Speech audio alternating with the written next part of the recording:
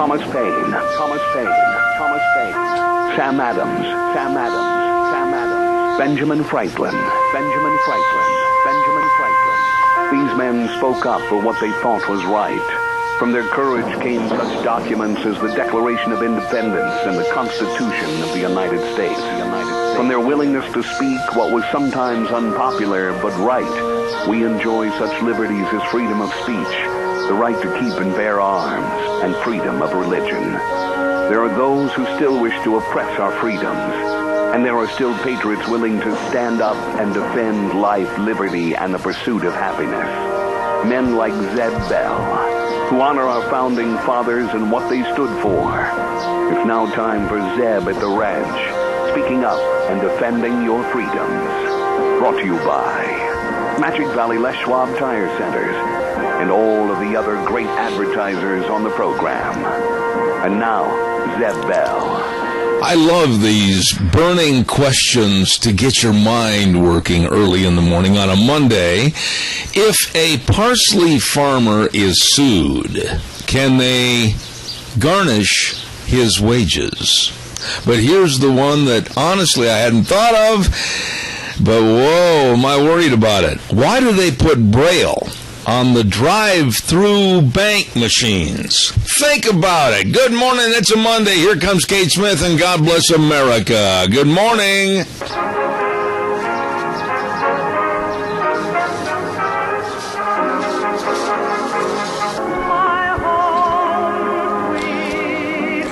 Good morning, Kate Smith, and God bless America. I'm Zeb at the Ranch, and our major sponsor, your Magic Valley Les Schwab Tire Centers, all 7 locations serving you, and of course some of our great advertisers, including Lee's Furniture, Floors, and More at 459 Overland in Burley, and our friends at Western Waste Services, always at your disposal. Get on the route service today. Get rid of your garbage. 734-6969.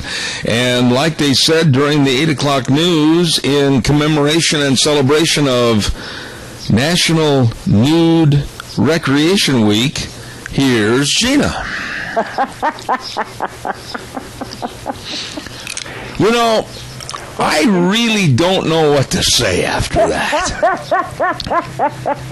Well, I am clothed today, even though nude volleyball, well, I was kind of decent at volleyball.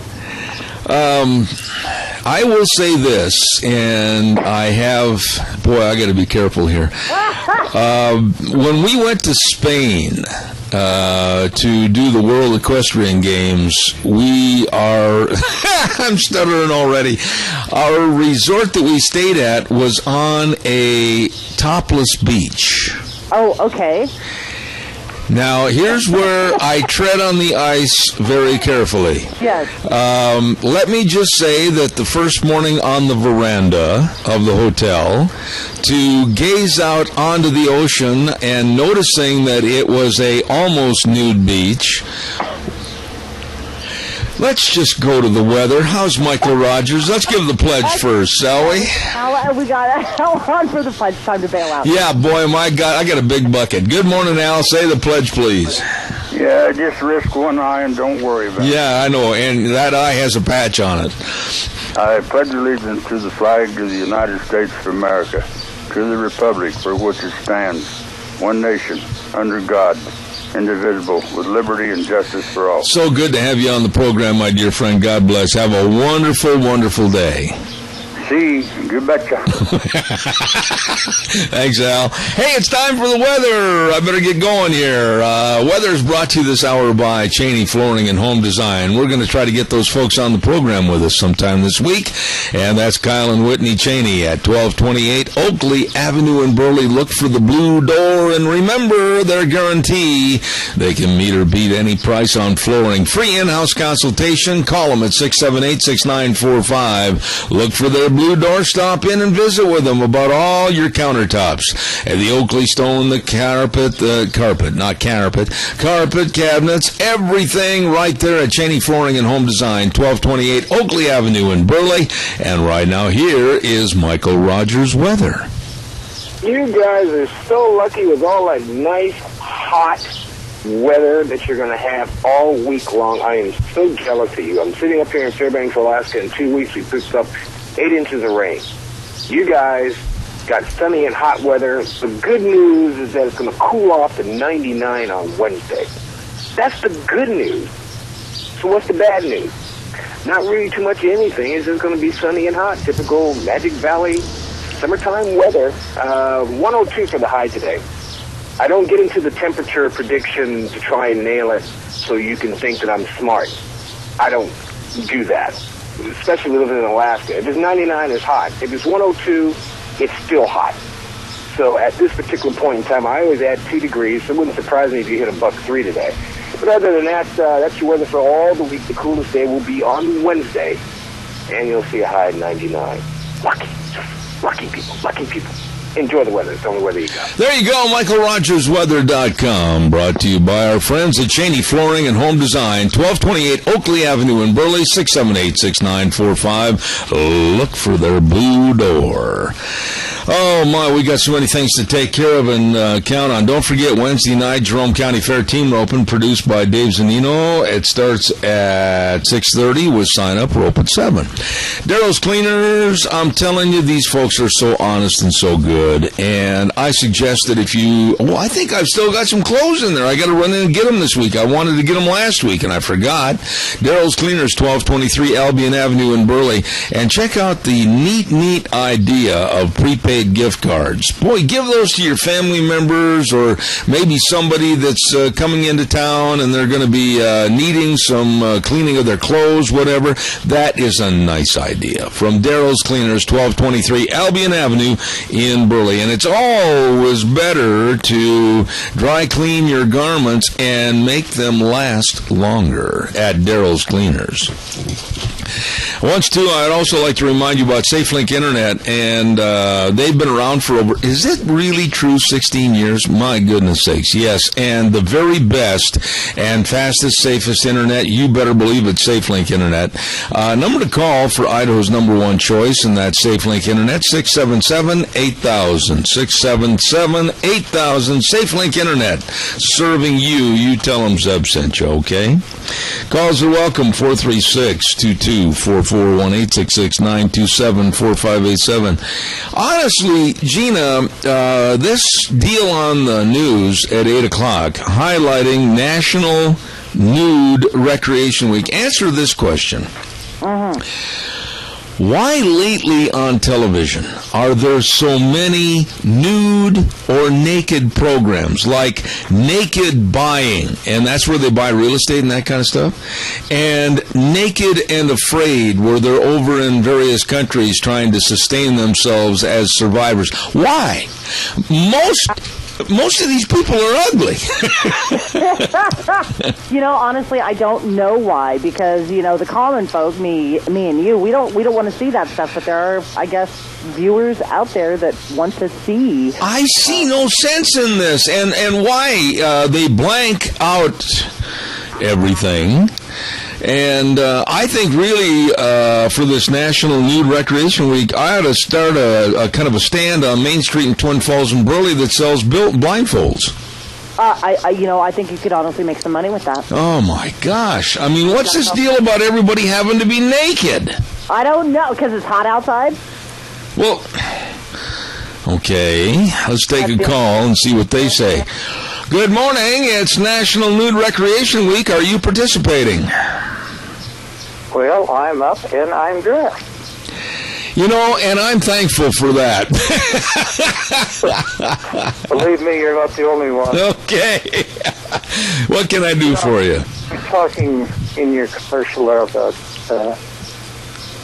Darrow's Cleaners, and you encouraged gift card. Yes.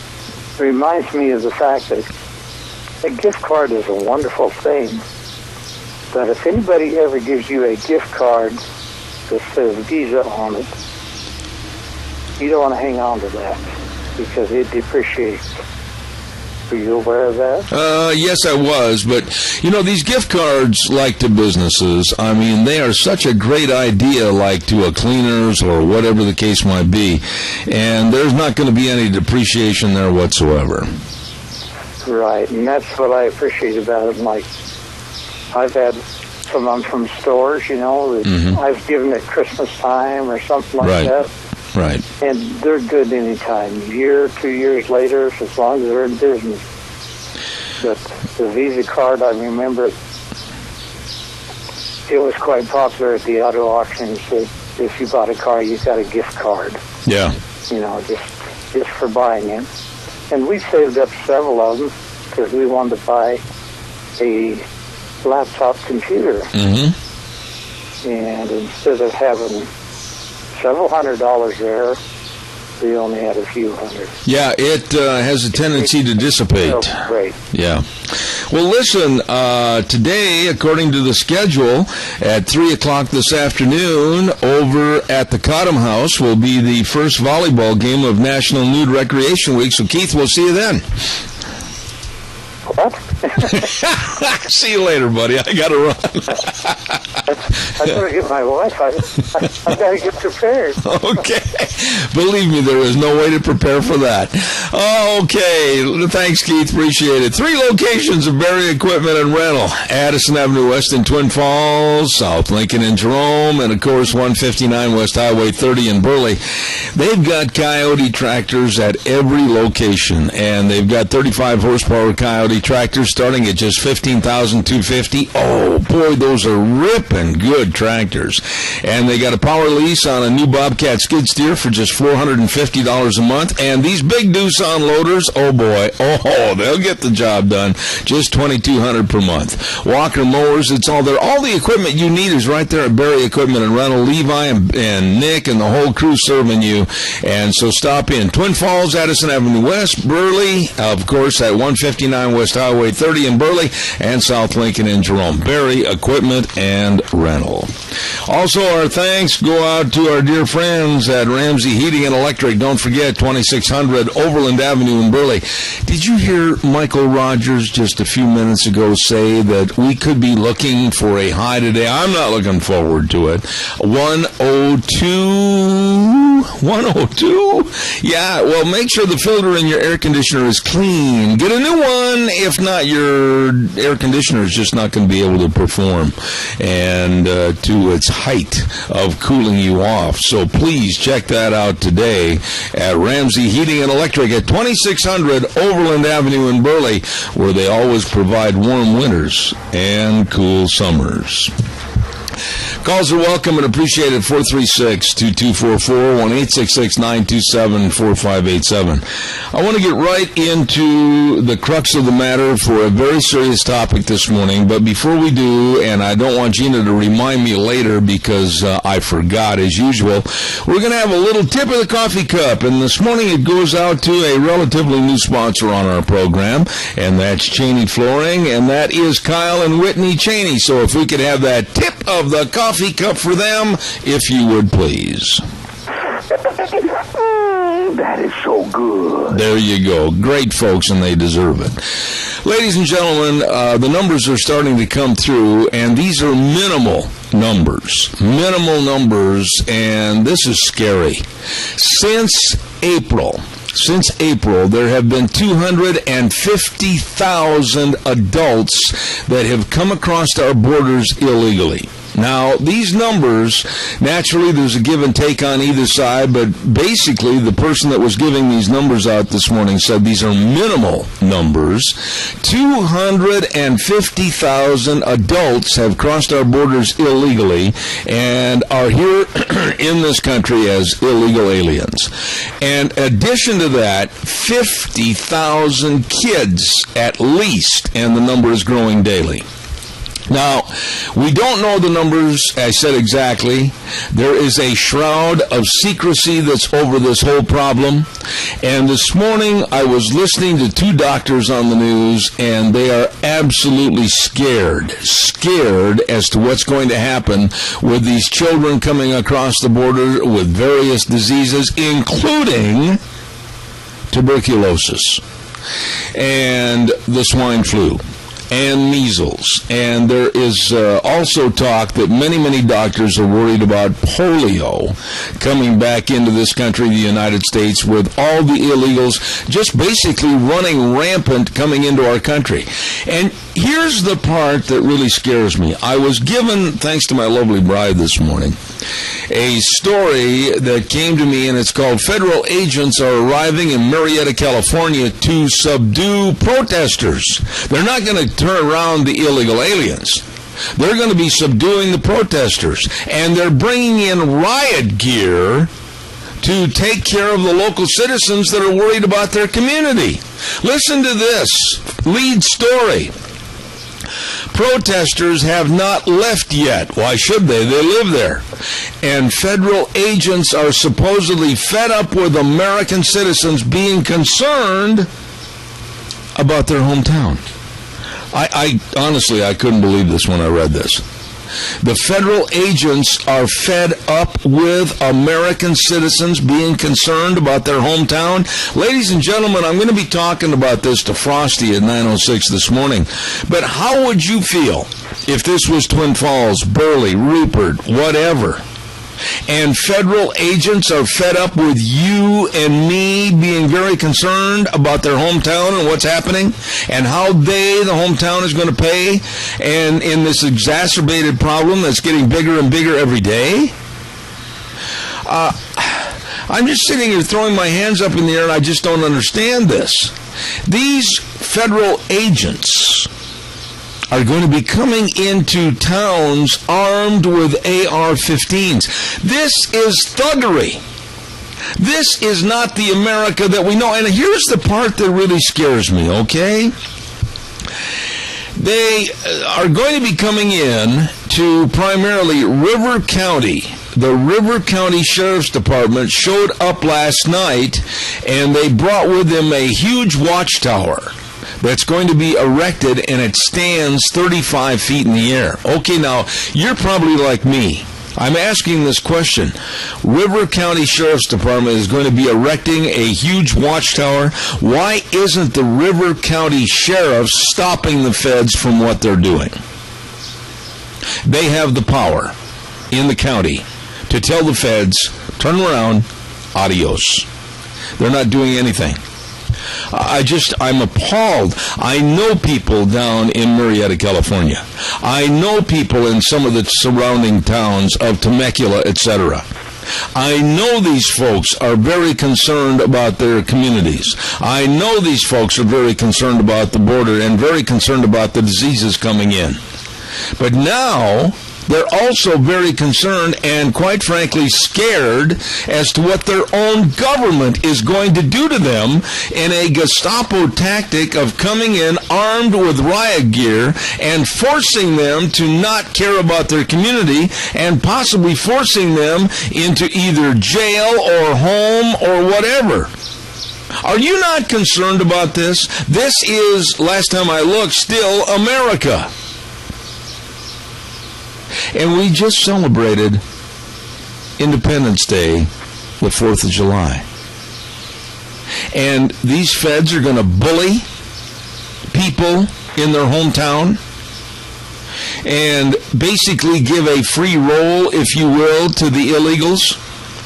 And by the way, please, somebody out there that thinks they know everything, tell me how the food, the housing, the education, the vocational training, and legal counsel, who is going to pay for all that? You and me. So basically, with this forced thuggery from the federal government and protecting the illegals that are coming into this country, we're also being forced into picking up the tab. And this is America. Come on, get on the phone call. You have got to be concerned because it may very soon happen here. Valley White Home and Ranch, 910 South Oneida in Rupert. Boy, right now, It's crunch time, getting ready for all the fairs. They're right around the corner. Go ahead and peek. Yep, there they are, all the fairs right around the corner. And Valley-wide Home and Ranch has all your 4-H supplies, all your equipment, all your clothing, all your boots, all your feed, everything, and you get a percentage off, too, if you're a 4-H'er. Wow, you better get over there. And they've got all the health supplies, and they got all the dog and kitty cat food. They've got everything, and all your fishing equipment. That's what I think I'm going to do, is just get in the pickup and go get lost on a lake someplace. That sounds like fun. Valley-wide Home and Ranch, 910 South Oneida in Rupert. You stop in and see these really good people, Steve and Mandy today, and the entire crew over at Valley-wide Home and Ranch. Also, I want to remind you, too, about a great place to go eat. Now, I don't say that lightly. I mean it. I put my name and my stamp of approval on Denny's Restaurant at 611 Overland in Burley. I am very, very cautious and careful about the advertisers and sponsors on this program, and I absolutely recommend Thomas and the rest of the crew at Denny's Restaurant. Oh, the service is impeccable, and the food, the menu, unbelievably delicious. Get in there and enjoy. I mean, man alive. And they, too, have gift cards that you can just really enjoy. Somebody else can enjoy the fruits of your labor of going in there and saying, hey, I've got to have Bob and Ethel or whomever go in there and give them a gift card. Great idea. Denny's Restaurant, 611 Overland in Burley, the home of Zeb's Lunch Bunch. All right, give me a call, 436-2244, 1-866-927-4587. You know, now even Democrats are upset.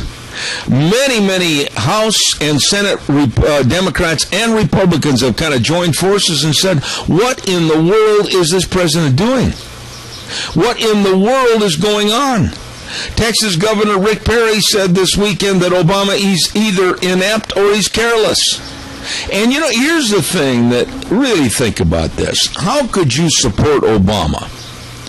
And here he is, he's going to Texas. And a lot of you in the audience are saying, okay, good. The president is going to go to Texas, he's going to go on the border, he's going to check it out, he's going to have a first-person, eye-to-eye contact with what really is happening. No, he's not going to Texas for that at all. He's going to Texas to hold fundraisers in Austin for the Democratic Party.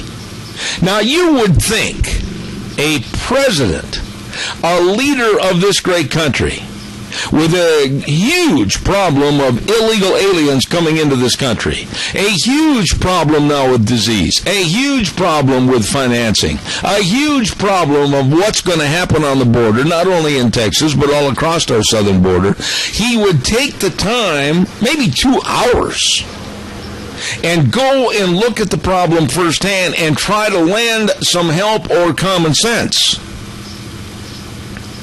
But not this president. That's where you draw the line on common sense. This man is going to go down for nothing more than Democratic fundraisers,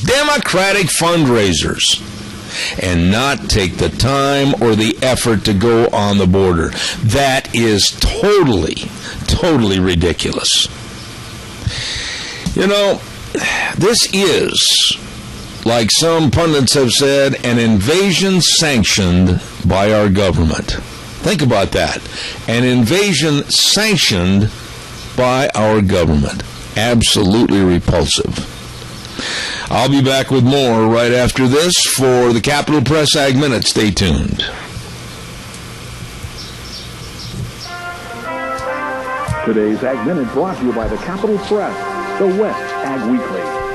Supply and demand in the global beef market is relatively balanced, but limited supply on the horizon, strong import demands, and high prices for competing proteins are set to bring strong price levels in the third quarter of this year, according to Rabobank's quarterly beef report.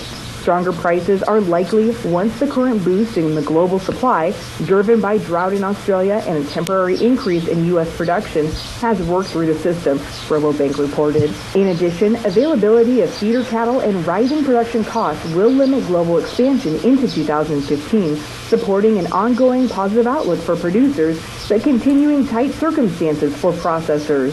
With the Capitol Press Ag Minute, This is Hannah Brose. For more agriculture news and information, turn to the West Ag Weekly, the Capital Press, and capitalpress.com. Oh, don't forget Snyder's Surplus. What wonderful people. It's not just a military surplus store. They have everything over there, and they've got a brand new store. Oh, my goodness, after a tragic fire, a brand new, beautiful store, new merchandise, and what a great list of everything in the store, and friendly service. What more could you ask for?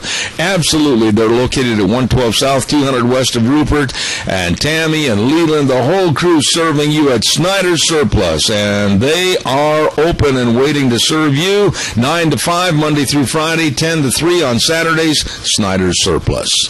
Also want to remind everybody too about the great big Elko, Nevada Silver State Stampede. That is going to be absolutely fantastic. It's this coming weekend, July 10, 11, and 12. The first night on the 10th, the great big kickoff party, Old West Bronc riding, and then, of course, they're going to have a tri-tip dinner, all kinds of fun down there, Western trade show that'll knock your boots off. And then on Friday and Saturday, the great big PRCA rodeo, and it is one of the best. It is Elko's oldest rodeo. That's right. I should say all of Nevada's oldest rodeo, Elko Silver State Stampede at the Elko County Fairgrounds. We will see you there. You know, I am shocked that more people aren't outraged and calling in regards to what's happening on the border. And the federal officers are warning, federal agents are saying they are, underline that word are, going to get the next bus through with illegal aliens no matter what. Riot gear and shields will be used to push the crowd back. I am just appalled. You know, I commend these people in Marietta, California. I do. I salute them.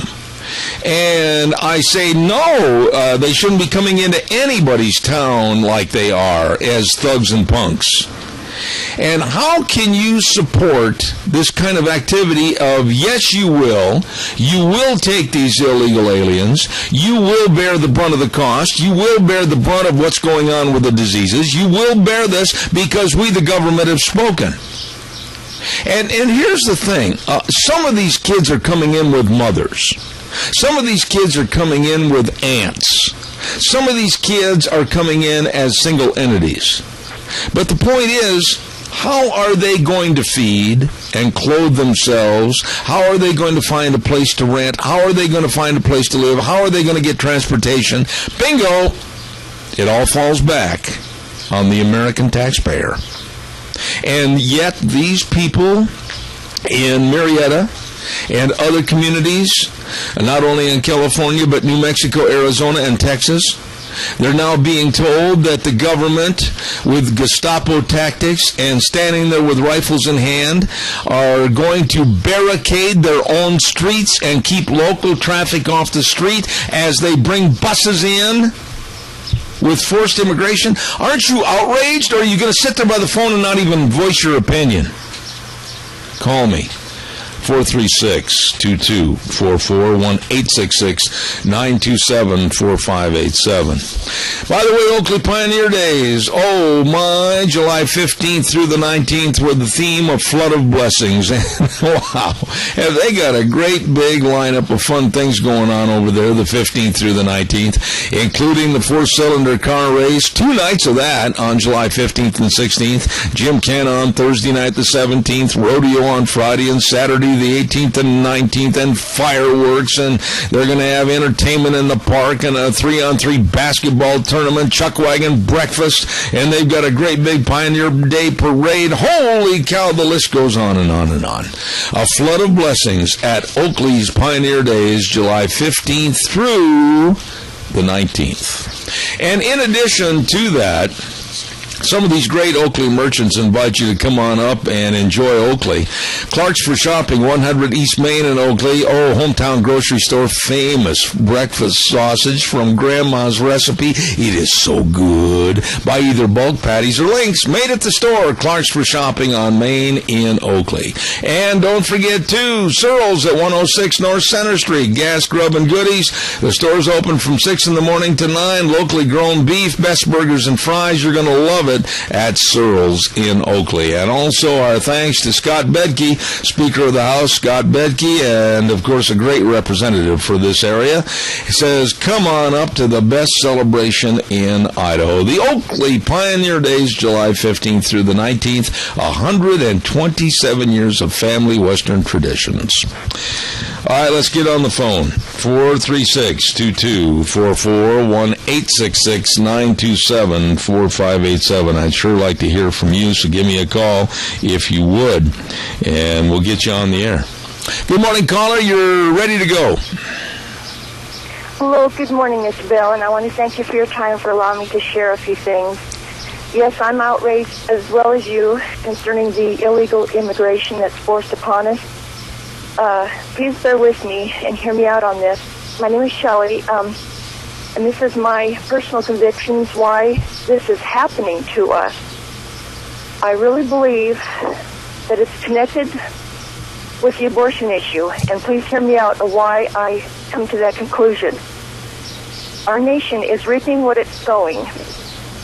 Ever since Roe versus Wade, when they legalized abortion, in a sense, they actually legalized Satan to enter our country, to terrorize us. And Satan comes to steal, kill, and destroy. Well, anyway, and until they secure the border of a woman's womb from the invasion of attacking that unborn, and not securing that border and not providing food for it, and when the government continues to provide funds to kill the unborn, the most innocent, trusting individual, we are going to reap 100-fold back. And that's what we're going to be happen. That's what already beginning to happen. We're starting to reap what we're sowing, and our nation needs to repent about the abortion issue. And until they secure the border of a woman's womb from the invasion of the unborn being attacked and terrorized and torn apart, and funding the abortion and or providing money for the health contraceptive stuff, I'll tell you what, I'm fumed. I'm angry about the abortion issue, and I'm fumed about the border. But our nation needs to repent as a whole concerning the abortion issue, because right now this immigration thing is all connected. I can't argue. Just a minute. To the conclusion, and I want to thank you. No, thank you. Stay on the line just for a second. Stay on the line with me just a minute, please. I really do respect and appreciate your thoughts, and I had never connected the dots to go to that issue, but I do respect and appreciate your thoughts on this, and I, too, am very concerned about the abortion issue in this country and the devaluation of human lives, and I say thank you for standing up and stating your case this morning. That was very well stated, and I have the utmost respect for your opinion. Thank you very much. Thank you, Mr. Bell. God bless you. Thank you. God bless you, too. You know, the lady said some things that are absolutely, in my opinion, true. We as a nation, and I'll take the blame for this if somebody wants to point their finger at me. I don't care. I think we've got so far away from God and God's principles that a lot of this is coming back to haunt us and coming back to roost upon us. And I think that lady was right, and she had every right to voice her opinion on this situation. When I look at what's happening around the world with a basic spit in the eye or slap in the face to those that believe in God's principles and believe in the Bible, I think, yes, it is coming home to roost here in this country, and things are going to get much worse before they get better, if at all. And I salute that lady for her thoughts. Thank you very much. Calls are welcome, 436-2244, 1-866-927-4587. I will go back to what I said earlier.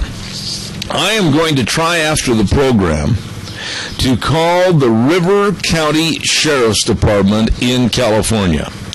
And I'm going to ask the very simple question: why don't you as an entity of being the county sheriff's office, basically tell the feds to get out of your county, get out of your towns, and go through you before they do anything as far as blocking traffic or bringing in weapons and demanding that the citizens step aside and allow all these illegal aliens in. Why don't you, the sheriff, exercise your constitutional rights and privileges and protect the citizens of your county? Caller, good morning. You're on the air. Yes, Ab. Where the hell are our senators and representatives on this border issue? They're the ones that could really get the stop to this. As individuals, we don't have a chance. We can holler at them, and they don't listen to us. Where are they? Well, you know, Fred, hang on just a minute. Tree Gowdy and a few of them like that. But where are our own? Where are our own speaking up on this border issue? All right, now, Fred, I said this earlier this morning, and I'm going to stand behind this, and I want to get your opinion quickly on this. If we think that we are immune and alienated from this problem, we're being naive. Because southern Idaho is right on the fast track from Arizona, Utah, right up here, kind of a funneling effect. And we are going to be seeing perhaps busloads of people come right here to this area of southern Idaho. Are we prepared to say no? Are we prepared to stand in front of the buses on the highway and say, you're not coming in here? Are we prepared to demand that our county sheriffs take action and protect our citizenry and also our communities? You know something? I totally agree with you. Wednesday, I have Mike Crapo calling in, and I guarantee you from one friend to another, this will be the number one question from Mike Crapo. If it happens here, Mike, where are you? Well, it's happening to our country. Where are they? They represent us. Our country. I agree with you. Where are they? I agree with you. They're doing something right now. I agree with you, Fred, but that's the best I can do is get him on Wednesday, and that's exactly what I'm going to do is pose that question. Okay, that's true. I realize that, but they need to be doing something. These representative senators, I can't believe they're letting this happen to us. I agree with you. Now, on a lighter note, may I tell you that I am so sorry and so apologetic that I missed your birthday this weekend, and I want to extend to you a very happy birthday. Please forgive me and happy birthday. Hey, there's nothing to forgive. I realize that, but there's nothing to forgive. Well, I appreciate it. You're a very, very dear friend, and God bless you, Fred, and many, many, many more happy birthdays. Thanks for being such a friend of this program. Well, I appreciate you all the time, Zeb, as a friend, you and Deanne. God bless you. God bless you, my dear friend, and you can count on it. When I get him on the air Wednesday, we're going to really talk about this. I guarantee it. Thank you. Okay, buddy. All right, thank you. Caller, I'll be right there. Don't go away. Sugar beet growers, I've got to have your attention. Introducing Preaxor from BASF, the newest form of chemistry for sugar beets to fight disease and potentially increase yield and sugar content of your sugar beets. Preaxor contains headline and a new compound called xemium that also provides excellent control of powdery mildew.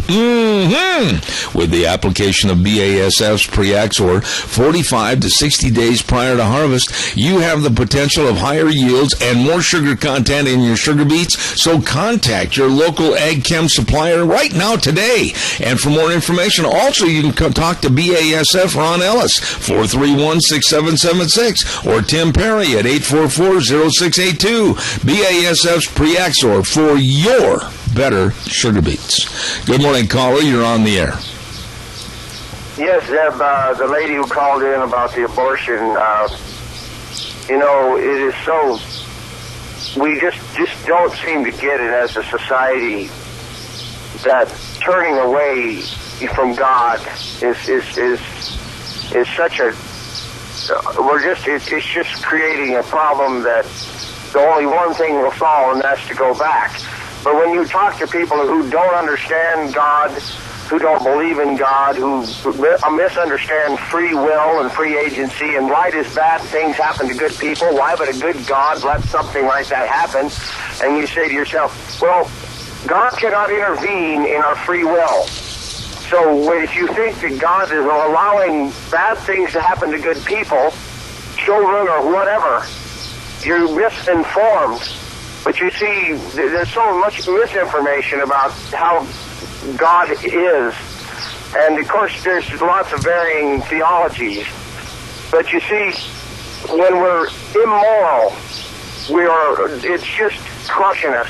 And our children don't understand what it's like to be raised in a moral, structured home like you and I were raised in. Randy, there's so much. Randy, I need to ask you a question right now, and you can tell by looking at your watch. I got to get the weather on here in just a minute.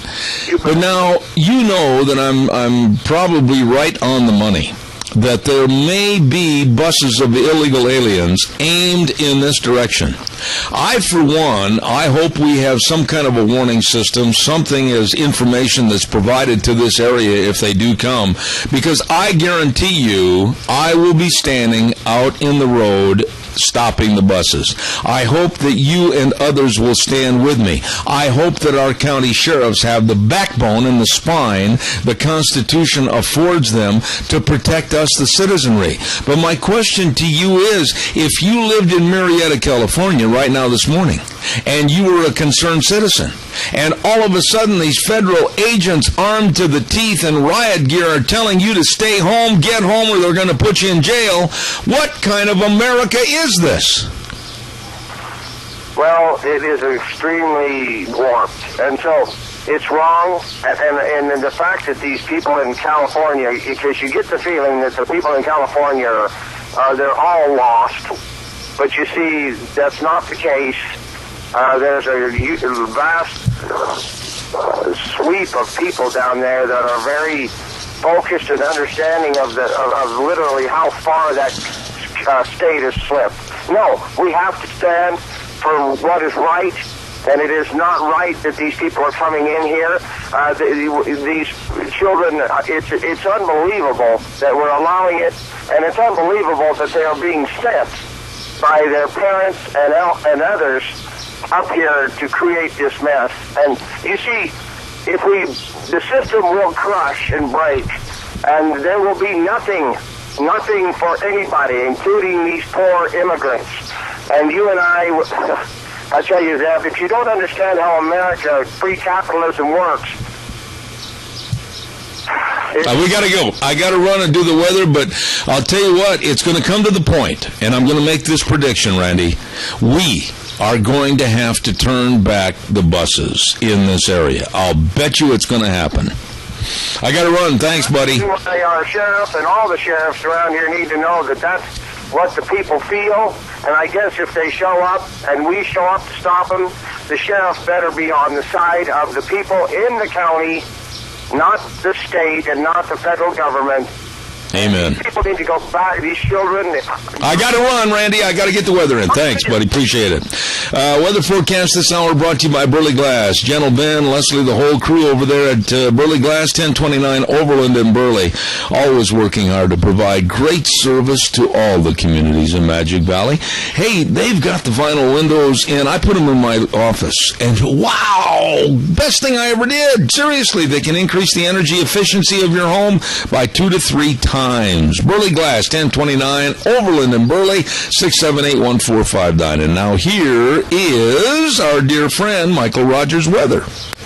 Hi everybody, Michael Rogers. Your weather for today is pretty simple. It's going to be sunny and hot all week long. Yeah, I don't know if I should call this a good news or bad news. Well, I'll call it the good news. The good news is that you're going to cool off to 99 by the time you get to Wednesday.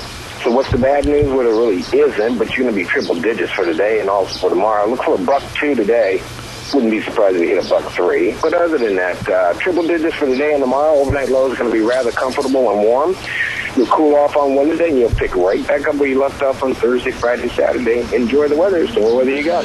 All right, Michael Rogers weather brought to you by Burley Glass, 1029 Overland Avenue in Burley. Hey, don't forget, we're going to take some more calls right now, but I want to remind you, the Cassia County Fair and Rodeo, August 11th through the 16th, and on August 12th, they're going to have that great big Chris Cagle in concert. Oh my, go to the fairgrounds office this morning, right now, and you might be getting real lucky to get a discount on your concert tickets. You better run over there right now. Get a discount on the concert tickets at the Chris Cagle in concert Tuesday, August 12th at the Cassia County Fair and Pro Rodeo. Don't miss it. Chris Cagle, one of the best country western entertainers on the road today. Stop over there right now this morning and you might get that discount for the Chris Cagle concert at the Cassia County Fair and Rodeo. All right, calls are welcome and appreciated. 436-2244, 1-866-927-4587. In another story about how America is slipping, and we're allowing it to happen, 58%. When I heard this story and followed up on it, I could not believe it. 58% of colleges and universities are restricting free speech and are trying to subject students at those colleges and universities to only speak out about various subjects in what they call free speech zones. And the problem is also right here in the state of Idaho going on now at Boise State University. This is wrong. And our students, all of us, need to speak out and say free speech is anywhere you are, anything you have to say in any particular area at any time of the day. This is America. And kids at college campuses are being arrested and kicked off campus for conservative free speech. They interviewed a young man this morning from a university back east. And they were having a very nice conversation about politics, etc., within their group on campus. They were told they had to go into what is called a free speech zone. They said, no, we are exercising our constitutional rights, and we will stay right here and talk about this. And the college said, okay, fine, you're going to be arrested and possibly thrown out of school and thrown off the campus. Folks, come on. We just celebrated the 4th of July Independence Day. This is America, and we've got punks and thugs that are running the government and treating us like they're brown shirts, and they're going to be ordering us to go into a certain little cubby hole or a little closet so we can have free speech. Are you kidding me? Good morning, caller. You're on the air. Good morning. I think that what you're talking about is just blowing my mind. But yet, those same punks and those people who think that they should control our speech, they can stand on your front yard and call you anything under the sun that they want to and not be arrested because it's their freedom. Yeah. I mean, when we're turning the table to talk about what America is really about and what our laws are and what the limitations and the freedoms are, then you get stuck in a little cubicle where you can talk to people who, agree with you. But if you go out on the streets and call you and me creeps and rich, so that we have too much money and we should share it with them and stuff, then they're free to do that, aren't they? Chris, I am really concerned that in your and my lifetime, we are going to see a curtailment of our freedoms to the point where we are nothing more than roboticized to being exactly what the government wants or doesn't want us to do under the fear of supreme and severe punishment. Do you agree with me or not? I do. And I just think that it's really sad This week in Burley, Idaho, we've had two very wonderful men who served our country in the Second World War, and they've both, died. That's right. Well, they were not youngsters when they died, so along with them went that tradition of fighting for our country. And when our country called them to go to war, they went, and they served proudly, and they fought all over the world for the things that America stands for. And we are giving it up here. We're giving it up here just as if it meant nothing. We're just handing it over to these thugs and punks of federal bureaucracy. Yeah, and the sad thing is the children and the grandchildren of those two men have a lot to be proud of, and they are proud. But on the other hand, I wonder how much their children and grandchildren, well, I know the children, but the grandchildren and the great-grandchildren will know about those grandfathers and how hard they fought so that this generation of kids can have freedom. Amen. I've got to run, but thank you so much. Mm-hmm. God bless. She is really spot on. Appreciate that. Don't forget our major sponsor, your Magic Valley Les Schwab Tire Centers. All 7 locations serving you with the best. Serving is the word right there. The best in tires. I don't care if you've got a car, pickup, SUV. They've got the TerraMax HT starting at just $89.99. That is a great, great tire. Or the Wildcat AT2. Don't forget the best in brake service. I mean the best in brake service. Front end alignment, shocks and struts, batteries, everything right there at all 7 locations. With Lane and Rupert, Dave on Blue Lakes and Twin, Mike and Buell, Mike and Jerome, the Twist family in Paul, John on Pauline and Twin Falls, and Randy on Overland and Burley. Nobody does it as good as they do. Your Magic Valley Les Schwab Tire Centers. I'm going to be talking to Frosty about this next hour. I'm outraged. And honestly, I think that this story about the feds coming into Murrieta, California, armed to the teeth with riot gear and basically making the River County Sheriff's Department cower in fear. Are you kidding me? We'll talk more about that in just a few minutes. Let's see, what else have I got? Later on this morning, Alliance Defending Freedom, Norm Semenko with the Idaho Water Users Association, and Tom Pyle, president of the Institute of Energy Research. Why are gas prices so high? We'll have all of that coming up. Don't go away. I'll see you in 6. Oh, my goodness. Good morning. Hour number 2. Zeb at the Ranch with our major sponsor, your Magic Valley Les Schwab Tire Centers. All 7 locations serving you, along with some of our great advertisers, including Lee's Furniture, Floors, and More at 459 Overland and Burley, and our friends at Western Waste Services.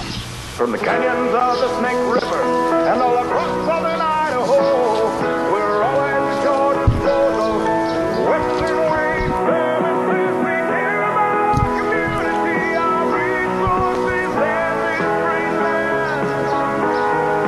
Western Waste Services is lending a hand, always at your disposal.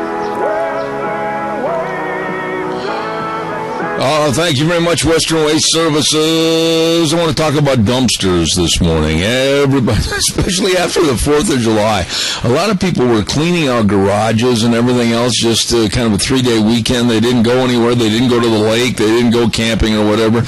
Hey, we're cleaning up. Well, they've got dumpsters at Western Waste Services in various sizes, one that'll fit all the garbage you've got, and call them at 734-6969. Always at your disposal. Get on the route service to get rid of your garbage with the best, Western Waste Services.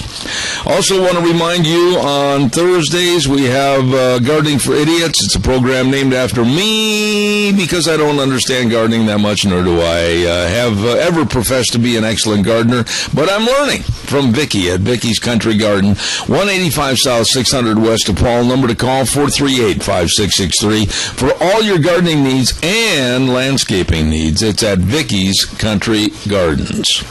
Want to also remind you about our dear friend Joel Heward and his entire staff at Hanson Mortuary, 710 6th Street in Rupert. They are locally owned and operated, and they really care about you and your family, and they always uphold the highest ethical standards with unquestioned integrity and serving you and the loved ones that are very, very well worth remembering in your way. That's right, your way. As a matter of fact, Hanson Mortuary says we want your expectations of service to be met and exceeded. Joel Heward, manager, Hanson Mortuary, 436-5636. Please call them today. Ladies and gentlemen, on Mondays, I very much look forward to our friendly chats with Frosty Woldridge, but this morning, needless to say, I'm in a quandary. I don't know what to do. I don't know how to help, and I want to get his opinion on this.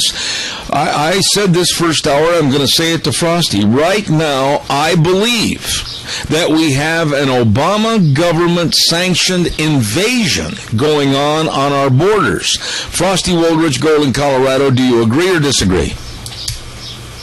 Good morning, Zip, and good morning, every one of your listeners. There's no question about it. I've listened to a lot of the radio talk shows and certainly all of the op-eds that have been written, and this is a planned invasion of America. Frosty, I'm going to have to interrupt you, my dear friend. I'm sorry, but I think our engineer over at the station would agree. We're having a lot of trouble with a line that is breaking up, and is there any way we can call and have that repeated? Deanna, is it breaking up pretty bad? Yeah, it is. Is there a chance we could can we recall, Frosty, please? All right, he's going to recall. That line was terrible, and I want to make sure you have to hear everything he has to say. While he is calling back, I want to remind you about Oakley Pioneer Days coming up next week on the 15th through the 19th under the banner of A Flood of Blessings. And boy, is it going to be a lot of fun. Oakley Pioneer Days, rodeos, and gymkhanas, and 2 nights of the 4-cylinder bump and rub car race, basketball tournament, entertainment in the park, chuck wagon breakfast, Goose Creek runoff. My goodness, always the great big Pioneer Day parade. All of this and much, much more in Oakley, Idaho. Oakley Pioneer Days, July 15th through the 19th with A Flood of Blessings. Let's check with Gina and see if we have Frosty back on the air. I had him try a different line again. It was still voiping really bad. Ooh. Let me check this real quick. All right. Thank you, Gina. Go ahead. Once again, I also want to say thank you to a relatively new sponsor to our program, and that's Cheney Flooring and Home Design.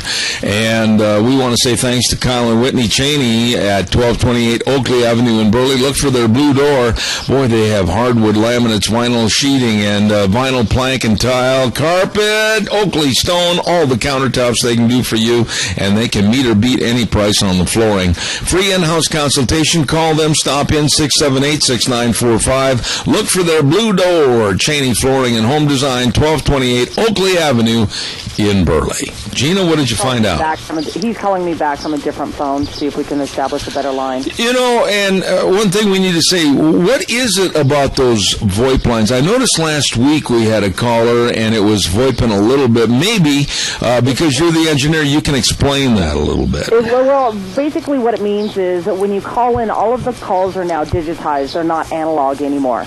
And so when a call digitizes, it sounds very, for lack of a better term, digital, and so that's when you hear like what Frosty was, that is called VoIPing, where the signal is distorted, and so that's what's happening. And I would say, and I think you would agree with me, I've talked this over with Jerry too on numerous occasions, all progress is not beneficial.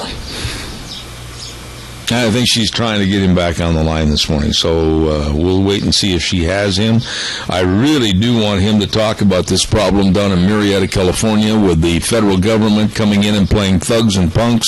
Let's check and see if she's got him on the line. Not yet. We're still having problems. Oh boy. He's trying. We're trying multiple lines. He's continuing to call in, but basically it's a VoIP. And so since we moved away from the analog signal, which was always steady, reliable, to the digital signal, digitals are not as reliable, and especially when we've got a lot of solar flares going on, that actually affects the digital signal. And let me ask you this though, and pardon my interruption right there, but in accordance with going to this digital, I mean, other radio stations around the country, I've talked to numerous people that are outraged that this problem is so exacerbated. Oh, it's awful. It's awful. I wish that we never had to move to digital. Yeah. Especially in our industry, analog is the best, and you can't get any better than that. And digital, not quite so user-friendly for us in our industry. And it's almost like it's a communist plot. I'm just going to say that. No, I mean, when we have something that works, and they try to re-employ it with something that is very, very subpar, which this is, it's a shame that America buys into that type of thing. I know, and so, I'm just still waiting for Frosty to come back, and I know that he will here in a second. He's probably just trying a different line. And I feel sorry for him. He's probably running around trying to figure out what to do next, but I just heartily want to get him on the program this morning and talk about this problem, because he's been there, he's done that, he's written books about it, and there's nobody that's a better expert on this problem than Frosty Woolridge out of Golden, Colorado. Again, I'm filling time here, waiting to see if Frosty can get in, and I want to remind you too about life insurance, health insurance, retirement planning, employee benefits. Cameron and Siemens Insurance. Dean Cameron, Todd Siemens, very, very helpful, very, very accessible, and devoted to serving you. All you have to do is just honestly pick up the phone and call them and say, hey, listen, could I please have an appointment? I want to make sure that we're covered. Absolutely. 436-4424. 436-4424. Cameron and Siemens Insurance, Highway 24 in Rupert. Got a good line. Gina, thank you. Frosty, I am so sorry, but I did not want to miss a minute of what you had to say, and those absolutely repulsive VoIP signals were messing up what you had to say. Quickly, let's get right into the conversation. I said earlier, I think this is nothing more than government-sanctioned invasion to our country. What are your thoughts?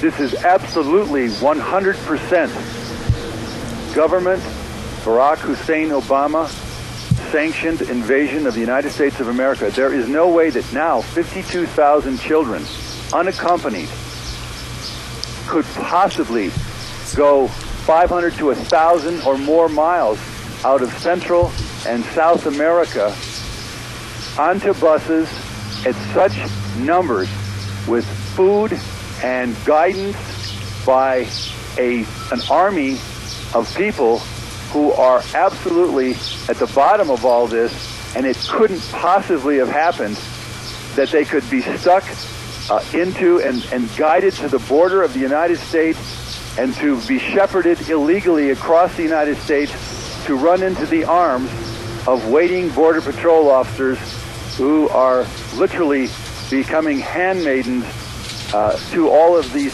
52,000 illegal alien children.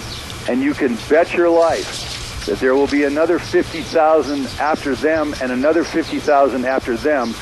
They're calling it a humanitarian crisis. No, it's an engineered invasion of the United States of America, and it's sanctioned by Barack Hussein Obama, the man who's sitting in the White House right now. Frosty, how would you respond? And I think you and I need to lead the charge on this, because I don't think anybody else in the radio business has got, quite frankly, the guts to do it, but we will. How would you respond to what's happening in Murrieta, California, with federal agents saying to the citizens of Murrieta, California, they're fed up with American citizens being concerned about their hometown, get out of the way, they're coming in with riot gear, these are federal agents, and AR-15s, and my question to you is, where is the sheriff of River County, California? He should be telling the feds to strike a trot and go home. He has the power, not them. They're not doing anything. That's the irony of this. First of all, we, the citizens, are the bosses of the United States Army, the National Guard. We are the bosses. We pay the salaries to the President of the United States and all of the senators and House reps. They work for us. How could it become this low-graded, if you will, that the people who work for us, who are supposed to uphold our laws, all of a sudden don't uphold our laws and then turn their guns and riot gear on we, the citizens? I've stood with the citizens of Marietta, California. I've stood on the border. I have spoken on the border numerous times.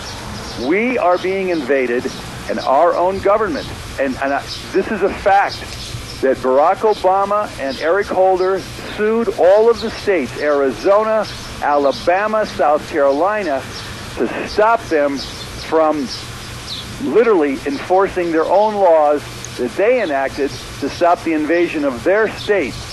And that is exactly what's happening again. The people of Marietta and across this country, we're tired of our laws not being enforced by the President of the United States, and that's the final equation. The President of the United States is not enforcing Article 4, Section 4 of the U.S. Constitution. He is not enforcing all of the... You're not allowed to hire an illegal alien, you can't transport an illegal alien, and you certainly cannot do anything to aid an illegal alien.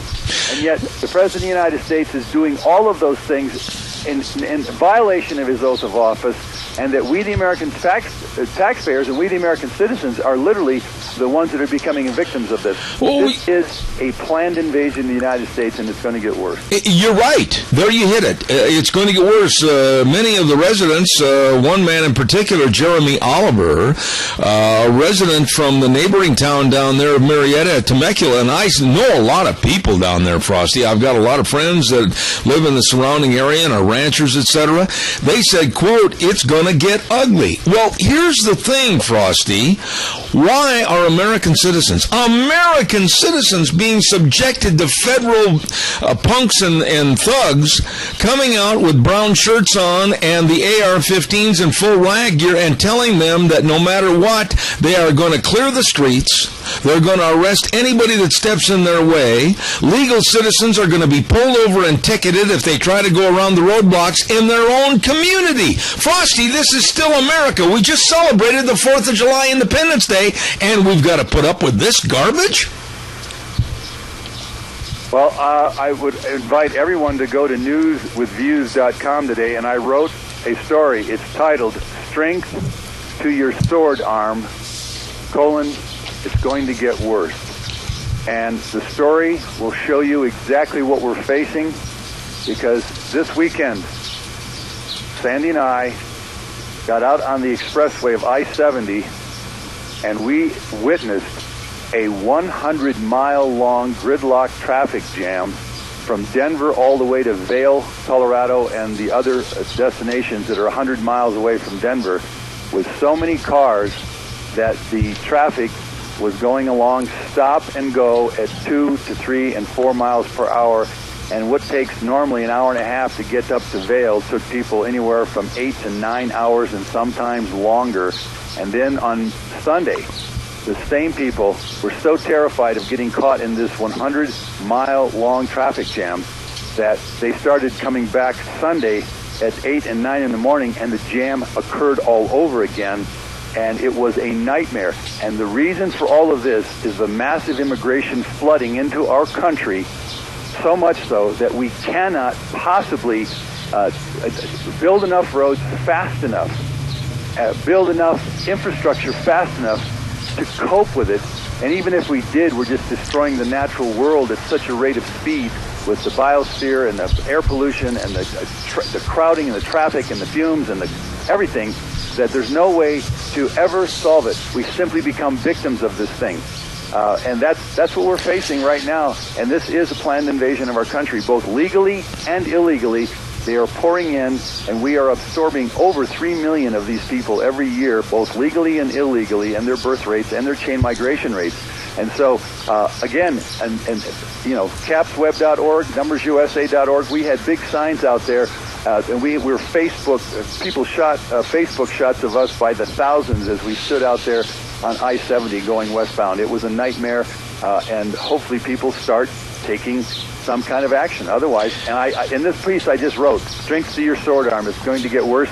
I give you at least 15 different emails to write all these top people in the media to start addressing the fact that we're about to add 100 million immigrants to this country, both legally and illegally, and that we will never solve our problems in this country, and they will get worse, Seth. All right, now let's end the program on this note. I am furious. I have never liked Obama. You and I have talked about him for years as not being qualified as a president. How can a president of we the people that's supposed to represent us, the God-fearing taxpayers of this nation, go to Texas?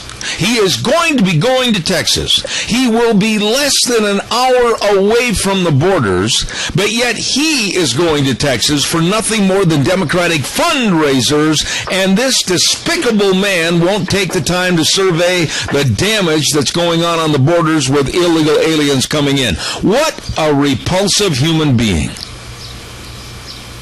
Agreed. And actually, U.S. Senator Jeff Sessions from Alabama stated just as much in more euphemistic terms. But Governor Rick Perry of Texas has just said, we can't hold all these people. We can't take them into our communities. All these kids, they've got scabies. They've got tuberculosis is now breaking out. They've got lice jumping out of their hair. I mean, it's just incredible what's going on down there. And the President of the United States, one writer said, we should give 20 of these children to John McCain's household and 20 into the White House and then 20 into Schumer's household, and then bring them into the Senate and let the Senate start taking care, each member of the Senate start taking care of 10 of these children that are coming across. There's more than 50,000 that are here. Why is this president and these congressmen and women forcing we, the American people, to take these kids into our shelters and our schools with no way to cope with them, no way to deal with them, because there's another 50,000 of them on the tail of the 52,000 that have just crossed. So that, I am furious myself. We have a president who is not serving the people of America. He absolutely encouraged and literally made sure that this invasion happened because he's been giving amnesties by executive order. He is out of line, he is out of order, and he is in violation of the Constitution, and he's in violation of his oath of office. That's a fact. I'll stand with that, and we are all going to become victims of the consequences that this president and Congress have put upon the American people, Jeff. You know, I don't think, and I'm going to stand behind this statement, I don't think that most Americans, and possibly most of my audience, is really worried, concerned, or possibly they're just apathetic to this situation because they don't think it's going to happen here. I made the statement in the first hour, and I'm going to stand behind it, Frosty. I honestly believe we're going to be seeing some of those buses coming right here to southern Idaho, and somebody, I will, if it means that I have to take off this program, and it means that I have to go and stand on a roadway and object to what's going on against our government, I will. Well, I guarantee you it is going to come to southern Idaho. The buses that these illegals are there. It was on NBC over the weekend because I've been watching this close up. These people are literally, somehow they've got the money and they are buying bus tickets to Boston, to Chicago, to L.A., to San Francisco, to Seattle, to Atlanta. They are coming into our country, and they're being facilitated by our own governmental agencies. That's a fact. And at some point, they're going to be coming into Boise, Idaho. They're going to be coming into literally every city across the country. And that is what we're facing right now, Zeb.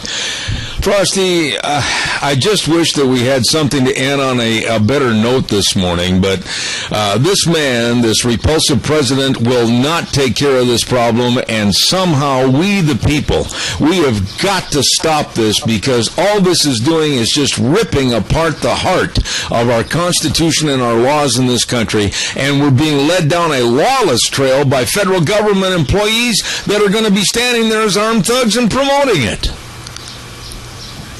Well, that's right. Well, I was another radio show this morning, and he just said Barack Obama's got 2 years and 6 months, and he's sprinting to the finish of his term to do as much damage as he can to the American Constitution, as much damage as he can to the American people, as much damage as he can to our freedoms and our rights.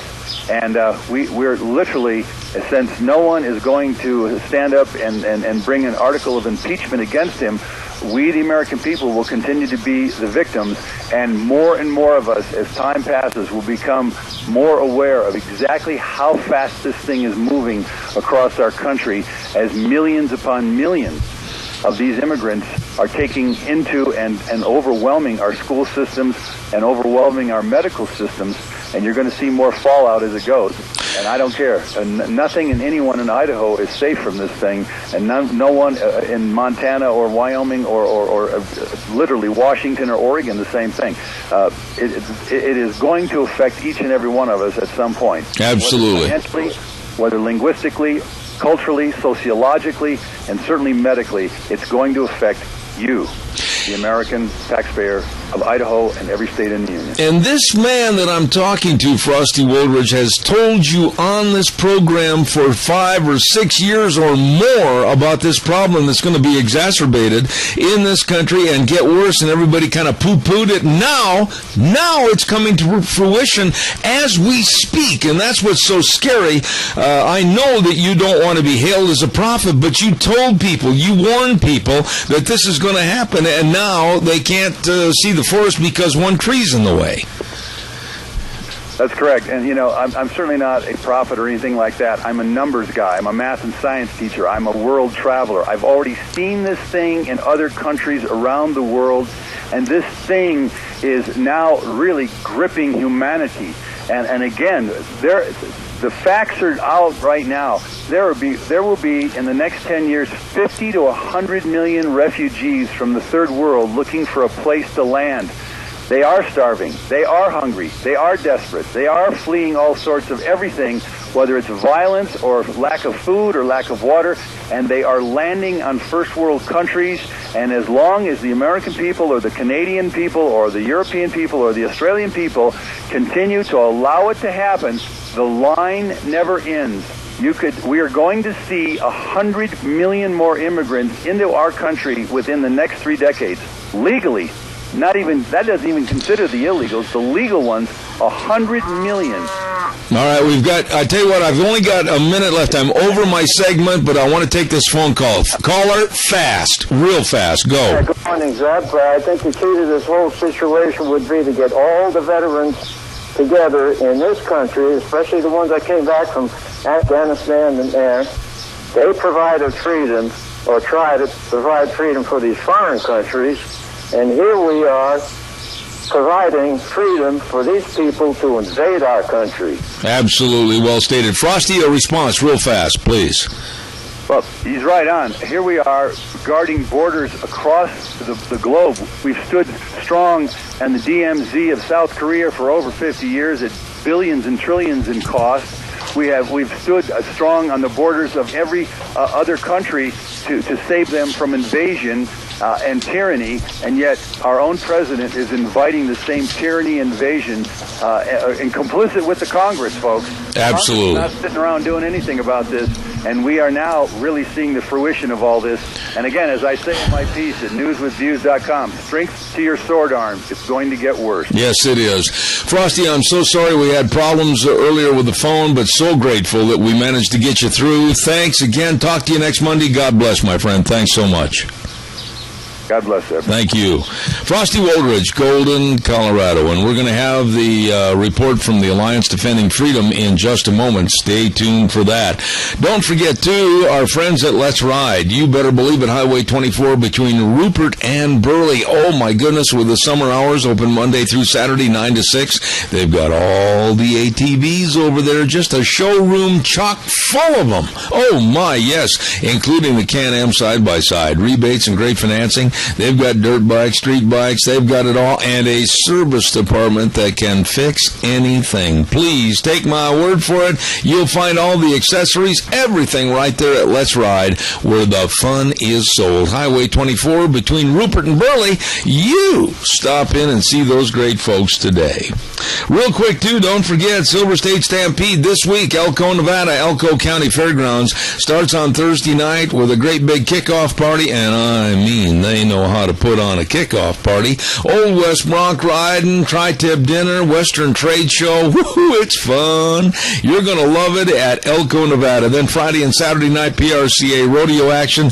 Don't miss a minute of it. Come on down to Elko, Nevada, Elko County Fairgrounds for this Silver State Stampede. Right now, let's say good morning. We're running a few minutes late, and I apologize for that. Carrie Kupek with, of course, Alliance Defending Freedom. Good morning, Carrie. How are you today?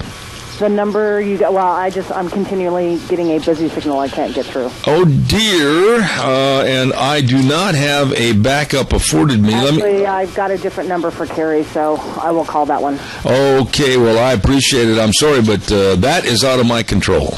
If you'll keep trying to get her, we'll try it. And, Gina, I just found on one of the cheat sheets that I had from the past a mobile number. Do you want me to give you that? Is that the 888-7636? No, I have a 568-1545. You want to try that one? Yeah, what is it again? 202-568-1545. Right, we'll try that one and try to get Carrie on. I got about 6 numbers, but the 1505 number they sent is not working. So no, it's continuously busy. Okay. Let's see if we can get her on this one. And Carrie Kupek with the Alliance Defending Freedom. Not a good day for phone calls. Not a good day for guests to call in. And maybe we can get that problem rectified in just a few minutes, so stay tuned. While we are waiting patiently, well, maybe not so patient. There we go. Carrie, good morning. The number we had given to us was not good, so we finally caught you this morning. Carrie Kupek with the Alliance Defending Freedom. How are you? Good. How are you doing this morning? Sorry about the phone issue. All right. Well, thank you very much. Let's just kind of get a roundup of some of the stories that you're going to be talking about this morning, and I'll let you elaborate. First and foremost, McCullen versus Coakley. Bring us up to speed on what that case is all about. Right. Well, this is a big week for us, or last week for Alliance Defending Freedom. Very exciting. We had some big wins at the Supreme Court and big things for us to move forward. So McCullen v. Coakley was a case out of Massachusetts. And basically there, what happened was, in 2007, Massachusetts amended existing law to create this anti-speech zone around abortion facilities, and basically targeting those peaceful protesters who would distribute literature, and speak to women who were entering those facilities. And what happened was the Supreme Court said, no, you can't erect a 35-foot zone telling people what they can and cannot say. It was a unanimous decision by the court, and it was really a great win for free speech for all Americans. Carrie, why is this problem being exacerbated and growing across the country in colleges, including our own Boise State University here in the state of Idaho? Why do these people that are heads of these colleges and universities, college presidents, etc., why do they think they can get away with the implementation of free speech zones? Everybody should be outraged over this.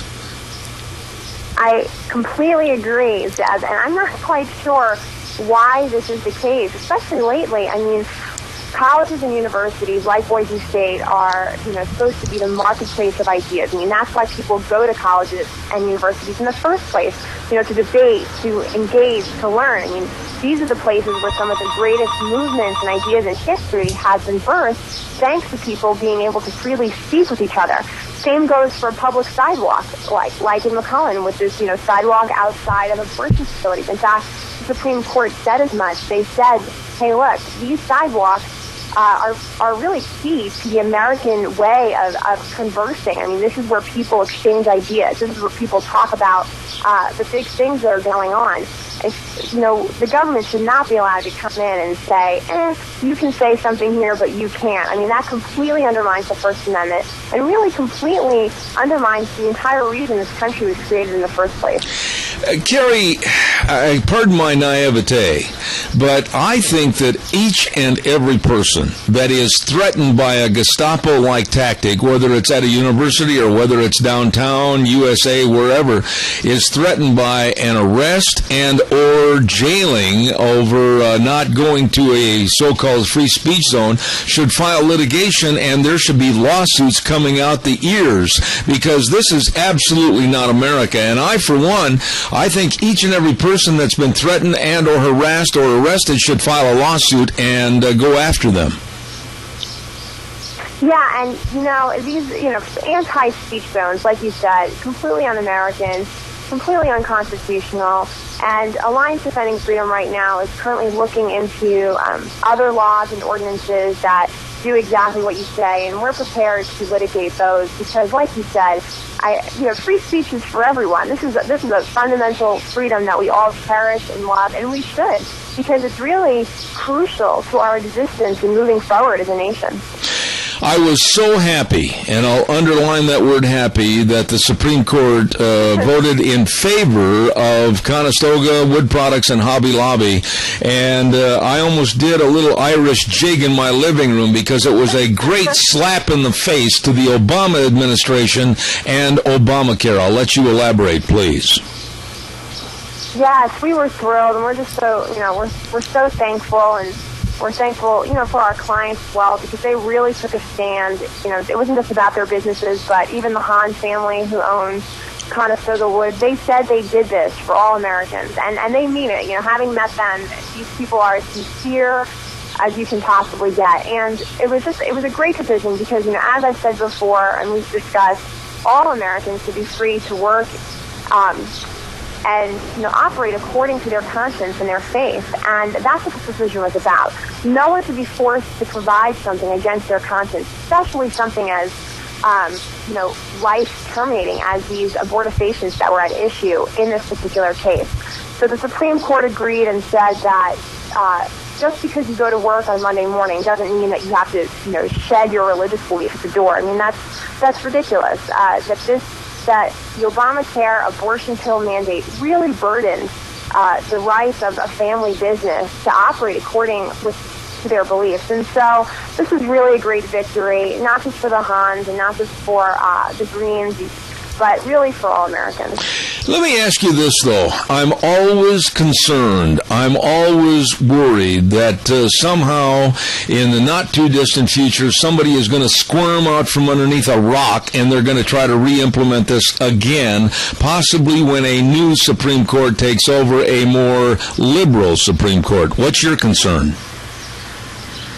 Well, I mean, anything's possible, but this is a big win, and this is something that the Supreme Court released a few decisions actually this past week that really were kind of putting a stop to Obama's kind of executive order frenzy and just sort of his the way that he's been operating since he's come into office with this kind of iron hand, and they really put some limits on that. So as far as it coming before the Supreme Court again, I mean, anything can take on a different face, that's for sure. But I think that we should be encouraged by this ruling that really said just because, you're earning a living, you're making a profit, doesn't mean that you have to throw out your religious beliefs out the door. And I think that's something to be encouraged by. Absolutely. One other story, and again, I remember vaguely about this story, but clue me in again, the town of Gilbert versus Reed. Sure. This is an interesting case. This is really kind of classic constitutional law issues, and basically here's what's going on. There's a church in Gilbert, a town in Arizona named Gilbert, and the church is called Good News Community Church. And they would put out signs, just advertising for their services. Like the signs that you see when you're driving down the street, those kind of little square signs that stuck to the berm or the sidewalk, just like you see the political signs and homeowners association signs.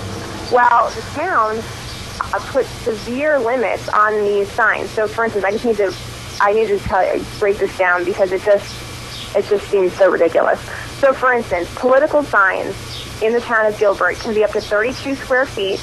They can be displayed for many months, and they can be in limited number. Ideological signs can be up to 20 square feet, displayed indefinitely, and unlimited in number also. Let's talk about the church signs. The church signs can only be 6 square feet, can only be displayed for 14 hours at a maximum, and are limited to only a few per property. I mean, it's classic discrimination. The fact that these other signs can be, gigantic and can be out there for basically months, and church signs have to be tiny, so much that you can barely see them, and can be only out there for, up to 14 hours. It just seems, very obvious what's going on there. And so the Supreme Court of the United States agreed to review this case, which I would say is a good sign that they're concerned about the obvious discrimination that's going on. So let me get this straight. The signage was very, very minuscule in size that was permitted for churches, but basically everybody else had as much as 20 to 30 square feet, but there was a direct correlation with being very anti-church, and they only allowed them 6 square feet for a sign? Yes, and it's blatant. Yes, that's what's going on. And apparently the town says they were concerned about traffic safety. Now, I don't really know how a 6 square foot sign with a church name on it is problematic for traffic, especially when you have, an 80 square foot sign for a homeowners association. I mean, it just seems pretty obvious what's going on here. So we're very happy that the Supreme Court has decided to review this case, which means they'll hear oral arguments. We'll be arguing this case probably in the late fall. Okay. Now, Carrie, a question, I think maybe I've asked you this in the past, but I want you to review it one more time.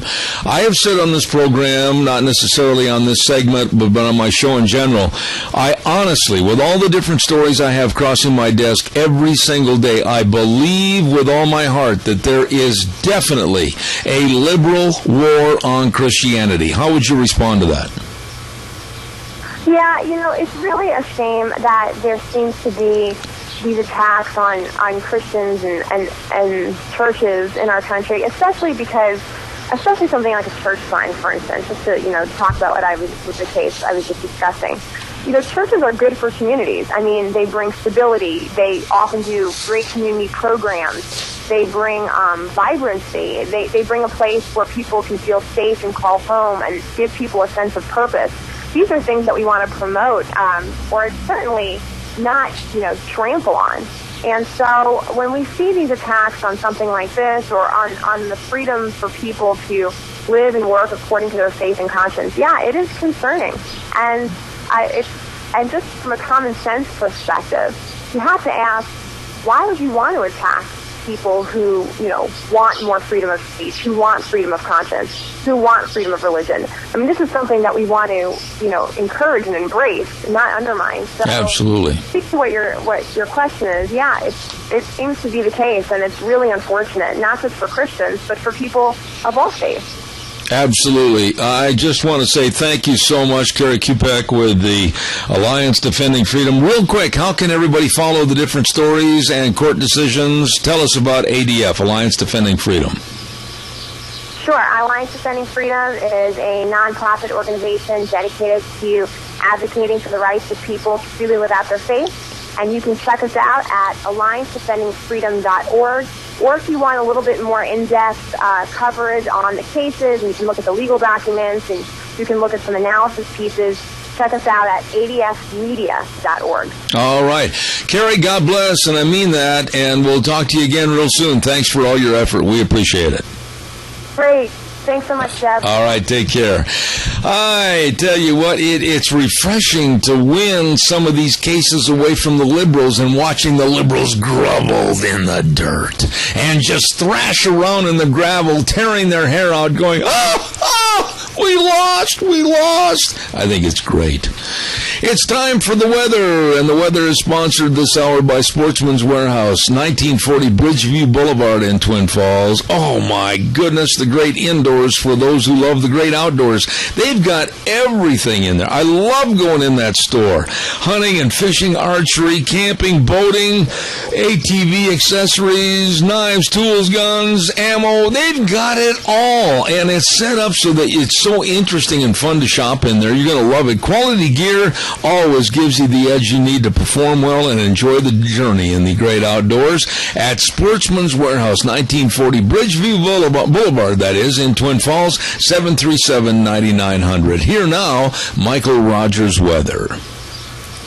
Hi, everybody. Michael Rogers. Your weather for today is pretty simple. It's going to be sunny and hot all week long. Yeah, I don't know if I should call this a good news or bad news. Well, I'll call it the good news. The good news is that you're going to cool off to 99 by the time you get to Wednesday.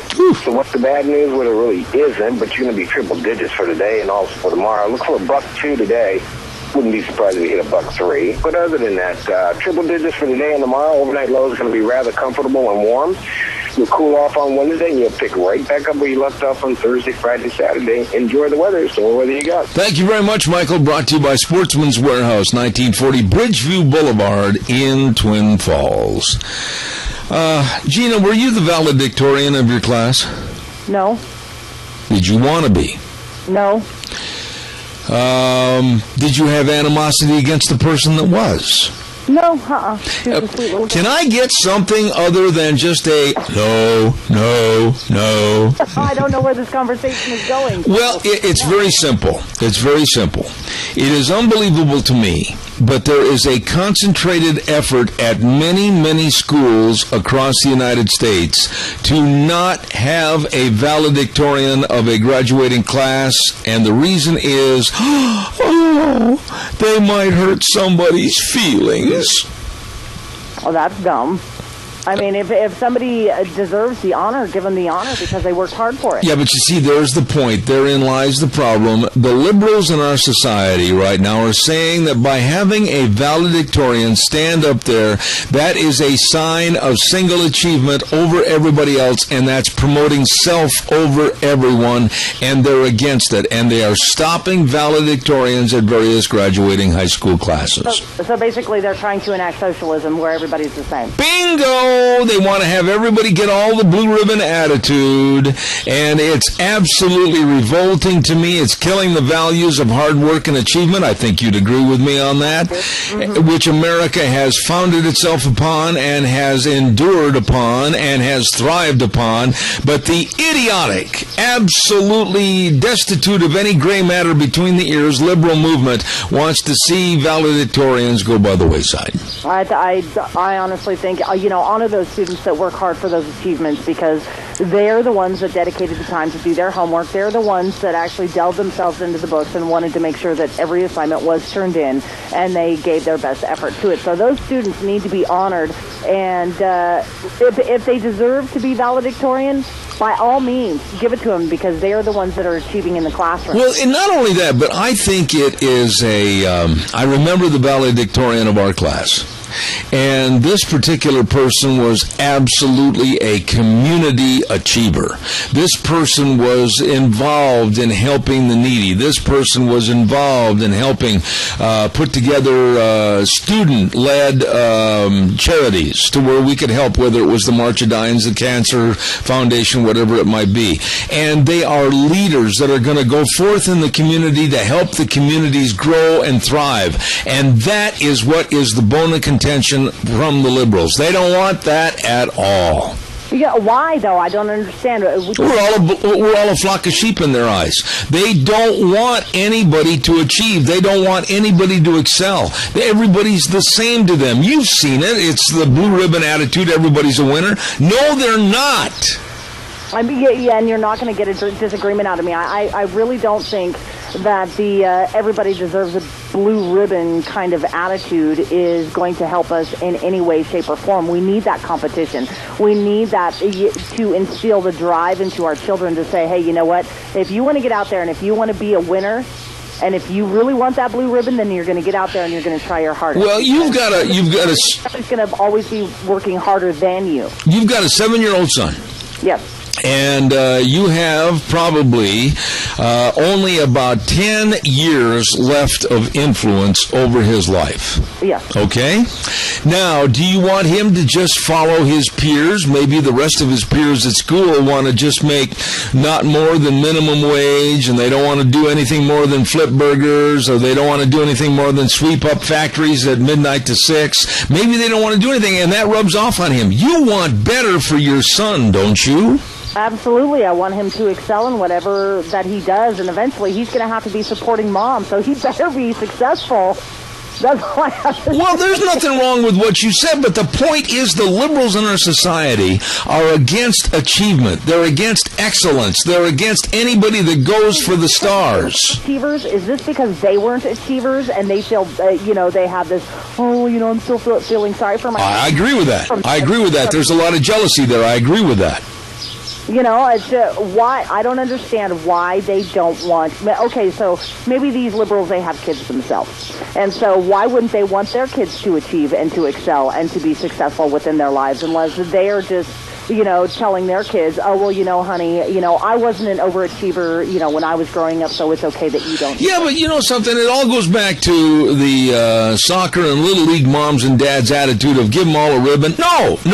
There are winners and losers in life. And I don't care if it's Little League baseball, soccer. I don't care if it's high school. I don't care if it's people that want to take down the scoreboards. Oh, let's just play. They're all winners. We're not doing anything. We're not getting a source of achievement. We're not getting a source of excellence. We're not getting a source of pride. We're not getting a source of trying to do better for our fellow man. All of these things have to come with reaching for the stars and obtaining goals, whether it's in education, athletics, in business, whatever it might be. We have to always be the best we can be. Amen. And absolutely agreed. When I get up every morning, I try and make sure that I do my best in whatever it is that I'm going to do. I want my son to do the same, and I don't... I hold myself up to higher standards than most people. Now, I don't expect my standards for them to uphold those, because they're going to have to live up to their own. But I try and to excel in whatever that I do, and I just I want my children to have that same drive. But the parents and students to sit there and say, well, we don't want a valedictorian. Oh, no, because little Susie Smith, even though she's such a wonderful student and so smart and going to go to Rutgers or Yale or Harvard, whatever, we think that's bad because the rest of these kids, that's going to hurt their feelings. You know what? I don't care if their feelings are hurt. Not one bit. Get up off their dead butts and go to work and make something of themselves. Amen. Amen. Because those that don't work hard and those that are just going to be mediocre throughout their entire lives, guess what they're going to end up being? They're just going to be a number and a slave to the system, and we're going to be the ones that are having to support them. There are those, and you've heard this argument, we can't all be rocket scientists. We can't all be CEOs of corporations. No, but I will say this. No matter what type of ability you have, or how much ability you have, if you use that ability to the best of your advantage, you will always be better at what you like to do, and you will achieve. Yes, exactly. We've got a phone call. All right, we'll take that call. Good morning. Quickly, I've only got a minute left. Good morning, Zeb. My thing on that is I chose not to go to college. I chose my path when I was younger.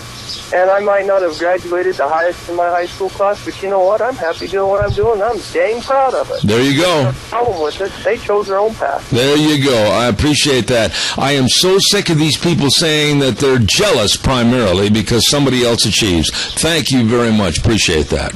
God bless. There you go. Hey, listen, Lee's Furniture, Floors and More, 459 Overland and Burley. Oh, my goodness, they had a humongous 4th of July sale. Yes, they did, but don't forget, they've got all the floor coverings, all the bedroom sets, all the mattresses, all the dining room sets, all the living room sets. They've got it all there for you. Yes, they do. I'm telling you, you better get in there today and just check out all the wonders that you can put in your home for comfort and beautification of your wonderful home, and talk to the people that really know how to change things and make it even more comfortable and beautiful? Lee's Furniture, Floors, and More. 459 Overland in Burley. Minikash's #1 choice for your furniture store. You stop in and see them today. Lee's Furniture, Floors, and More.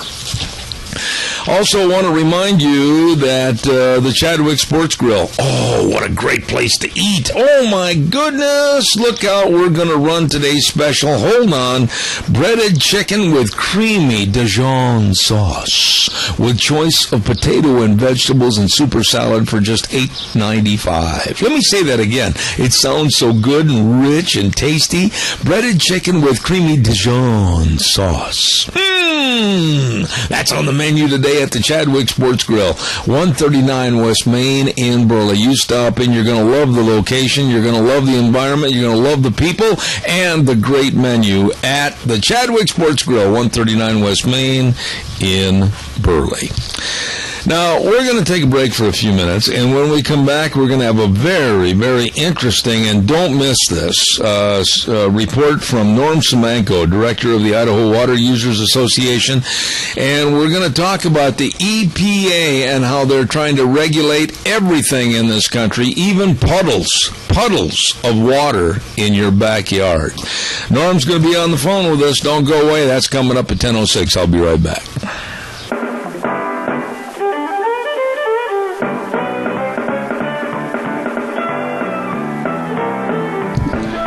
Good morning. Welcome back. Hour number 3, Zeb at the Ranch on a Monday. Going to be a hot day out there today. They said we might get 102.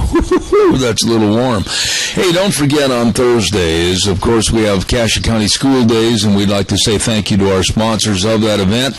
And that's, of course, A Child's World at 1308 Overland Avenue in Burley. And they've always got great sale prices going on everything for the entire family. Don't forget, they've got all their summer clothes on sale, so come on in and choose the outfits you want for this summer. And they've got all the activities to keep the kids busy in the car if you're traveling, too, at A Child's World, 1308 Overland Avenue in Burley. And also the Ambulatory Surgery Center in Burley at 1344 Highland Drive. Don't forget, the procedures that are performed at the Ambulatory Surgery Center in Burley can save you money. You can save over half the cost right there. Don't you worry about it. 677-8888. 677-8888 to get more information about life-saving colonoscopies and other required procedures right there at Ambulatory Surgery Center, 1344 Highland Avenue in Burley.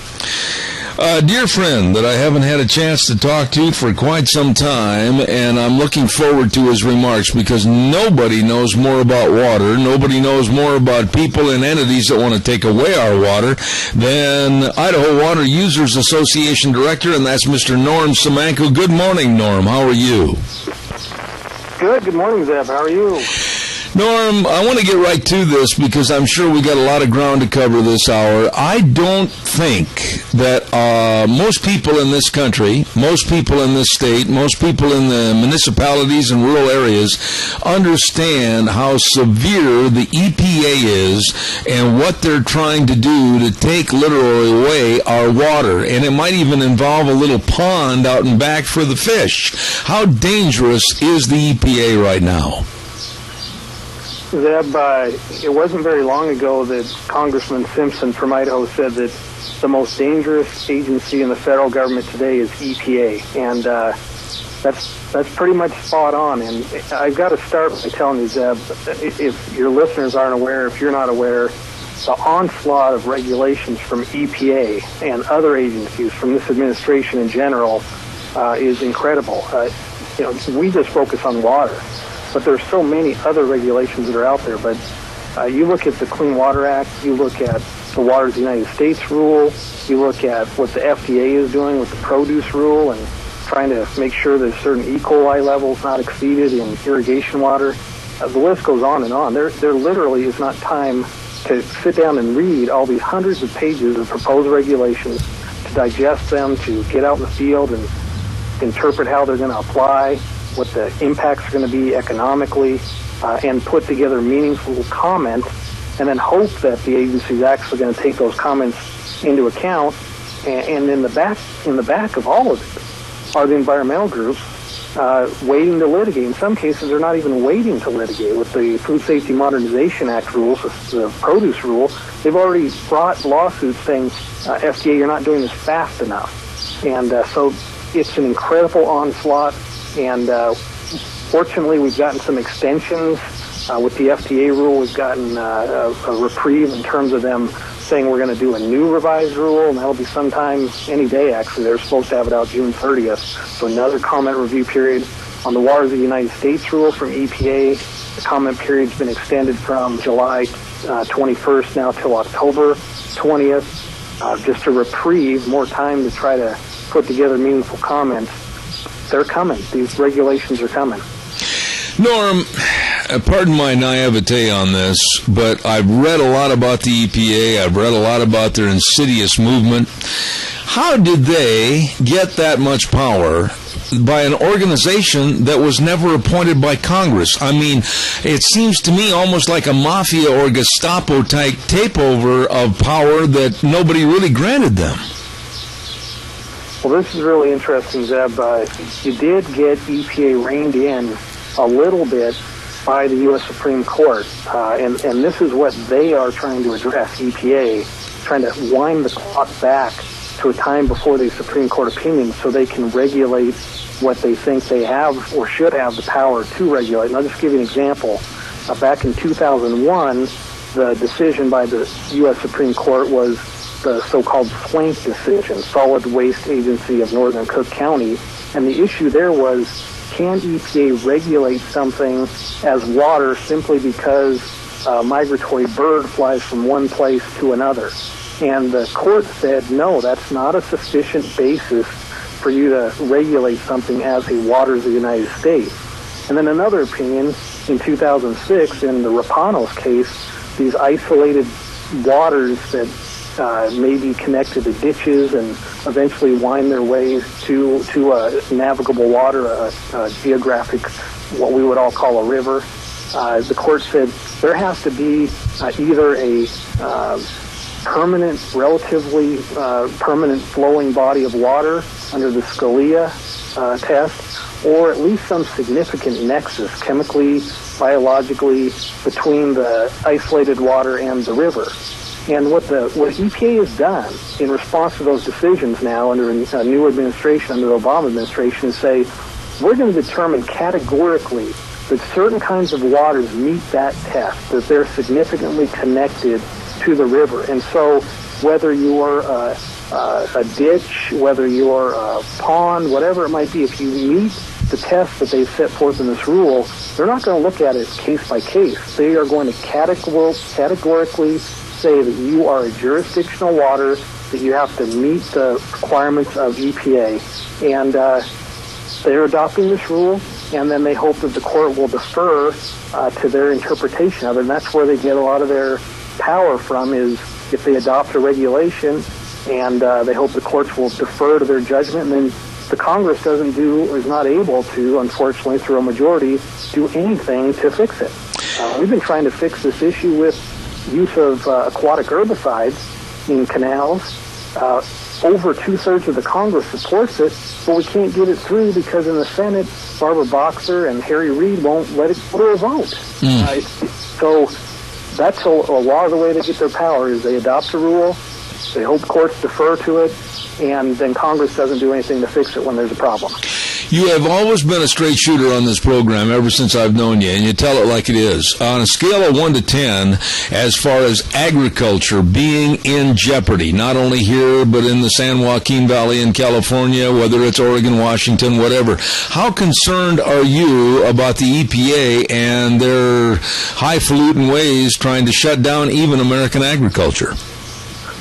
Very concerned, and I'll give you a number here in a second, but let me tell you what's at stake. In the 70s, when the Clean Water Act was passed, there was a huge concern about whether irrigation water was going to be regulated. And it looked early on like it would be, and there was incredible pushback, and the regulations that were ultimately adopted said that ditches, canals, artificial waterways are not part of the Clean Water Act in terms of being waters of the United States. The rule that was adopted said ditches built and constructed in dry areas are not waters of the United States. And then there's an additional exemption in the Act itself. They amended the Act to make it clear that irrigation return flow is not regulated. The environmental groups have begun to chip away at the irrigation return flow exemption, and that's a litigation that's going on down in California.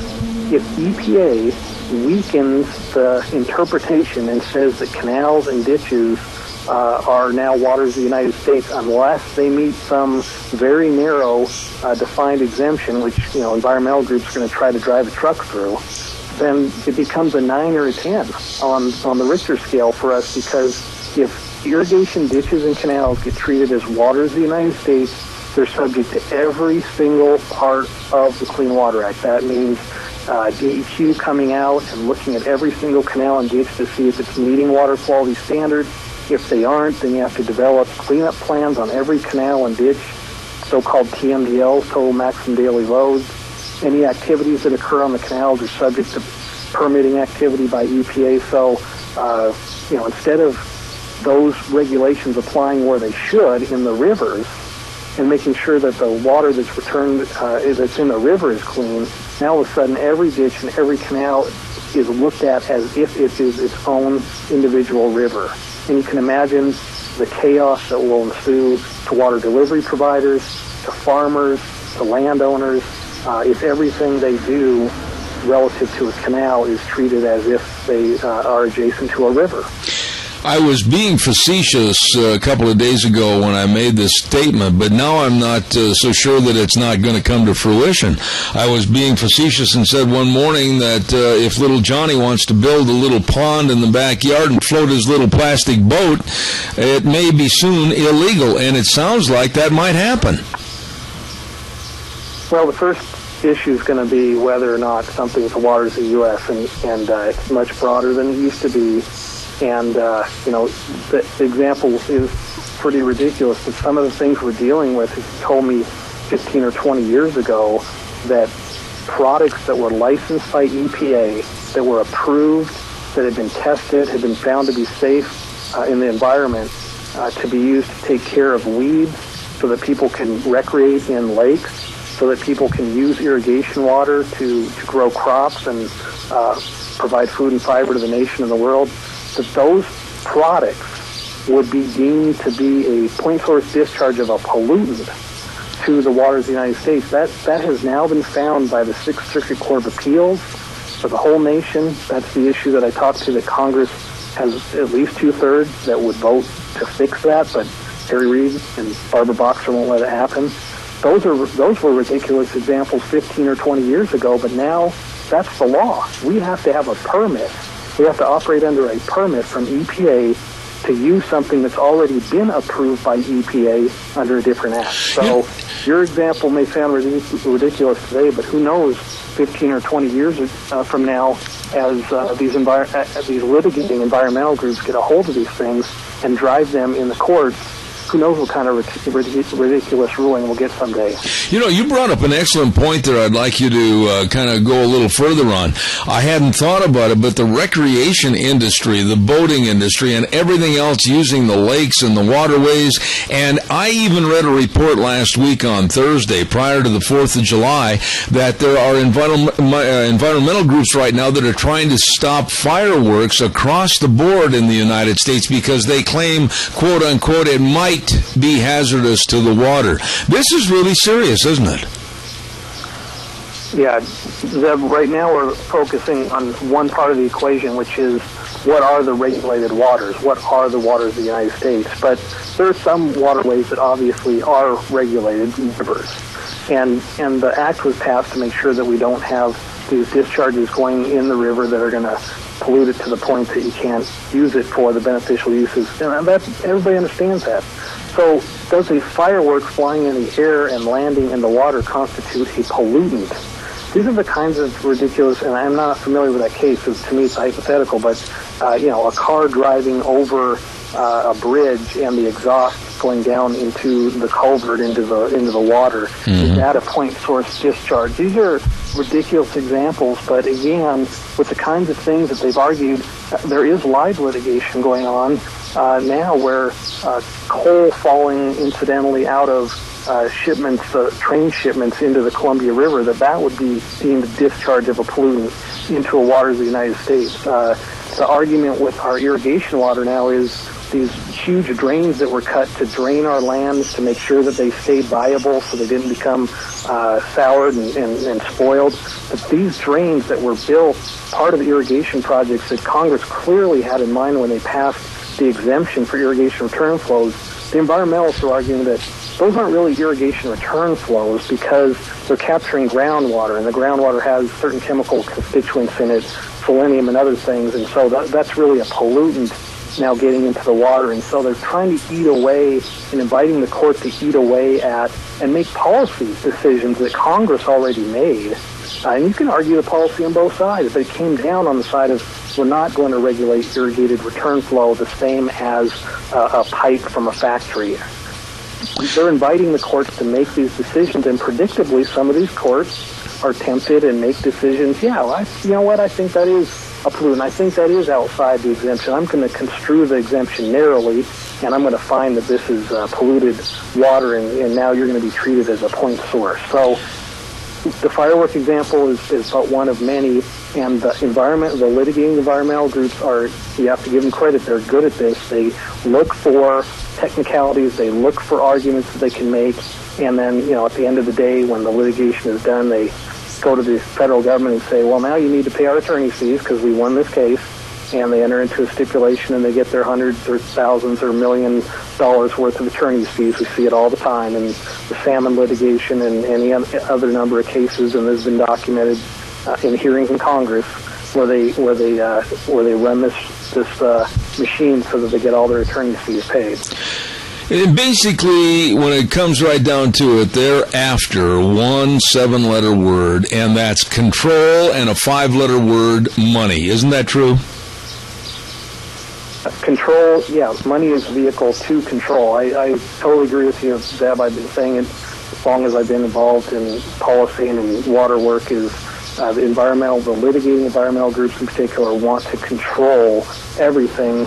The best example for me that I deal with every day is on the salmon issue, and this group, Save Our Wild Salmon, that was formed expressly for the purpose of creating a political constituency for dam removal. And everything they do is geared toward not saving the salmon, not toward improving the environment, but for that stated mission of removing the dams. Well, why would you want to remove the dams? You want to control the river. You want to return the river back to what it was. And anybody that doubts what I'm saying, do the research. The Pew Charitable Trust donated over $1 million to start this group, the Save Our Wild Salmon group, for the express stated purpose of creating a political constituency to remove the dams. Not to save the fish, not to improve the environment, but to remove the dams for the sake of removing the dams so they can control the river system. They don't like that these dams were ever put in the first place, particularly the Lower Snake dams in the 60s and 70s, and they want them taken out. Norm, I wish I had more time, but I need to go right to another issue. I've got about 5 minutes left. I want to talk to you about the water call from Rangans of last summer that looked like everything was going to be in total chaos. Where are we right now on the state water call and all the legal proceedings? Well, I can tell you that I'm not directly involved in that. We have folks that we work with, obviously, that are. I can tell you that I was called in during the legislative session, and there were discussions about how to solve this problem, and it really boils down to two things. One is we need to make sure that the water resource is sustainable. Part of that is looking at ways to reduce the demand, increasing the supply by doing large-scale aquifer recharge. You could debate all day tax policy, but the fact is that the legislature reprogrammed part of the cigarette tax dollars, which we supported, from finishing paying off the refurbishment to the Capitol. So now that $5 million a year will go to aquifer stabilization activities, so that's an important thing. But working through the water districts, working through the groundwater districts, working with the state to try to get out in front of these problems so that we don't have as many delivery calls. We live in a place where we have drought and shortage of water, so there will always be some level of regulation. First in time is first and right, but the key is to try to balance the resource, to try to bring it back to a more sustainable place, to fill as many of these water rights as possible, rather than seeing the water, flow down to the ocean, where it's of no use to us in Idaho. Absolutely. Norm, if you would allow me to revert back to the previous talk that we were having about the EPA, I want to just mention something real quick. There's a young man over in Fort Bridger, Wyoming. His name is Andy Johnson. I've had him on my program. He made national headlines because he made a farm pond for his children and also for his livestock and the wildlife of the area. He went through the Wyoming state offices to get all the permits and everything and thought he had done it right. And then the EPA came in there and said, nope, we're going to fine you $75,000 a day till you take it down. Andy is not a man of money. I had him on my program. He's going to fight this all the way to the Supreme Court, he said. What are your thoughts about people like Andy fighting all the way to the Supreme Court, telling the EPA they've had enough?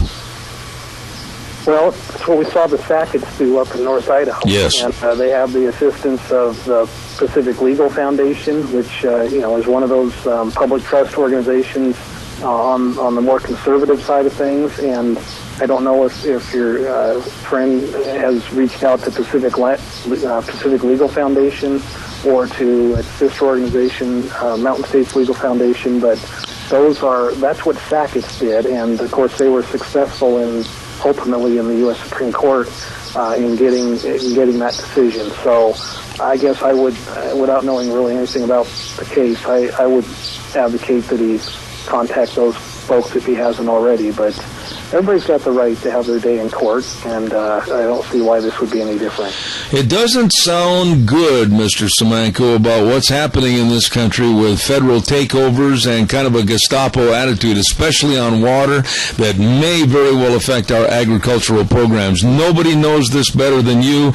Norm Semenko with the Idaho Water Users Association, thank you so much for being on the program, and hopefully we can get you back here in a couple of weeks. I'd love to have you back soon.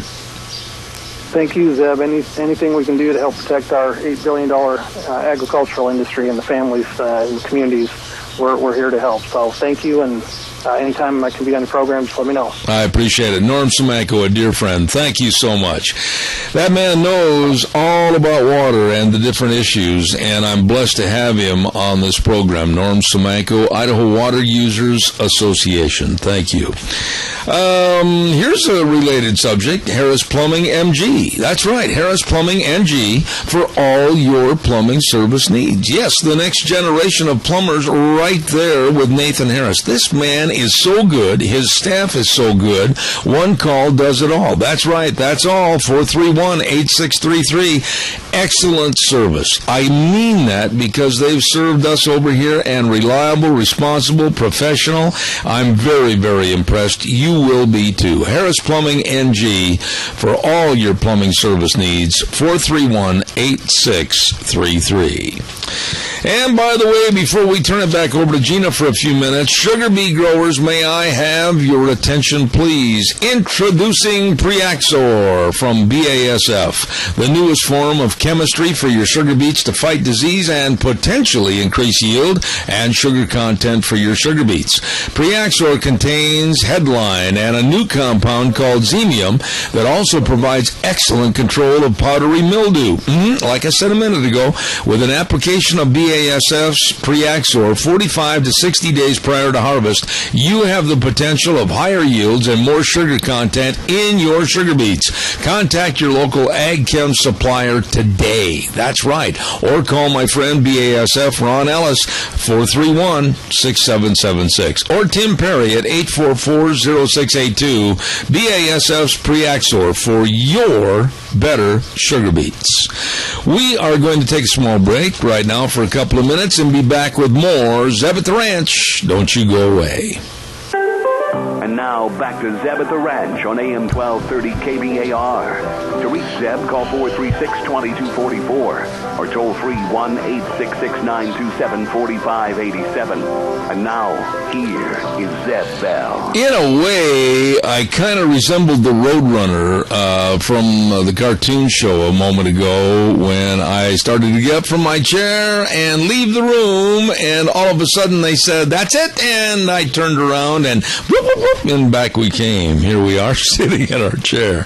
Hey, don't forget Oakley Merchants inviting you to come on up to Oakley Pioneer Days, the 15th through the 19th. Man, they're going to have fun. Smith's Cafe at 135 East Main in Oakley, open Monday through Saturday, 6:30 a.m. to 1 p.m., Sundays until 11, and they make their own patted hamburger patties for the 1/3 pound burger. Oh, and onion rings to die for. I got to go up there. I love onion rings.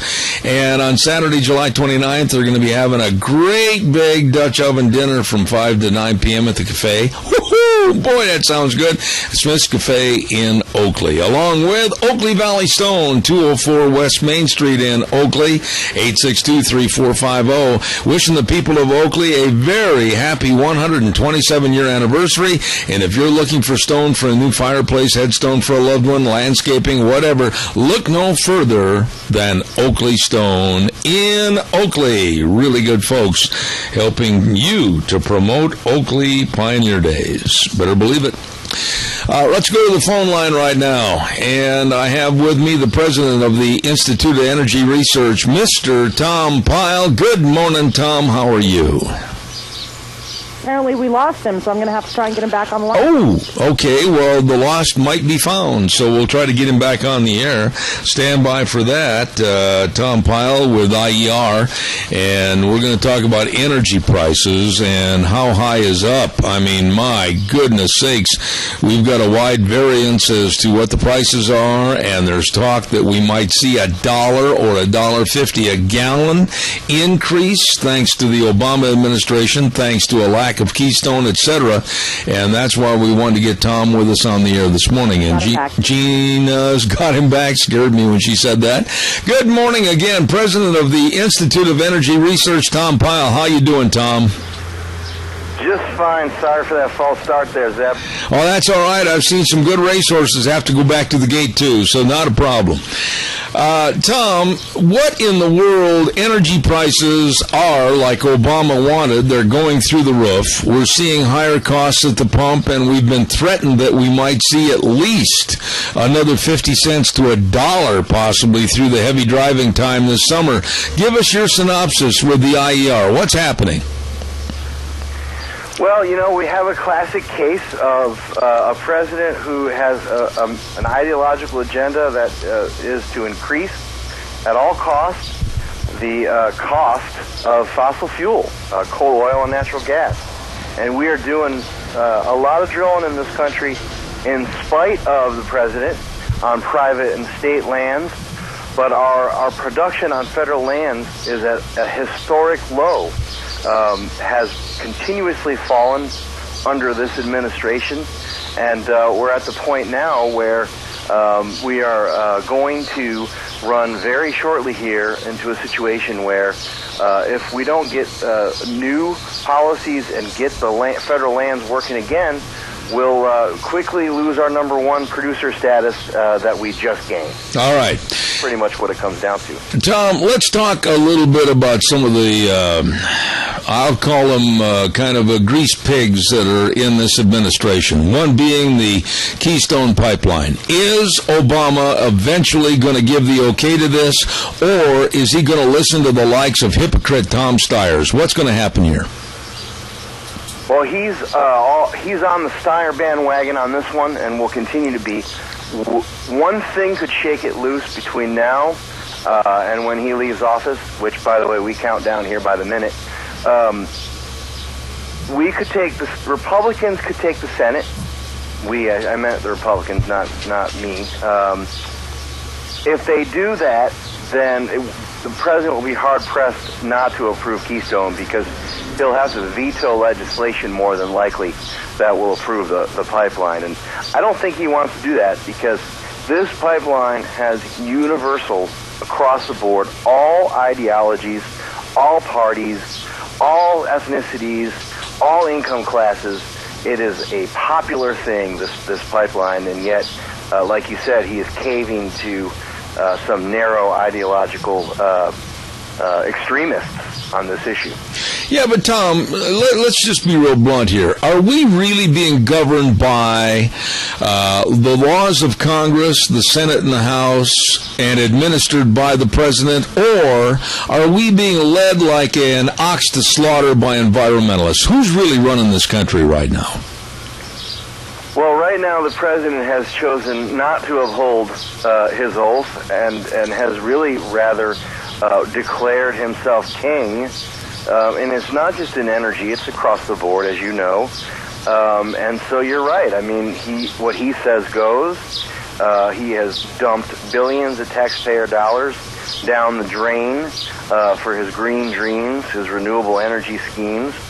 And he has made it extremely difficult and soon to be impossible to use coal for electricity in this country.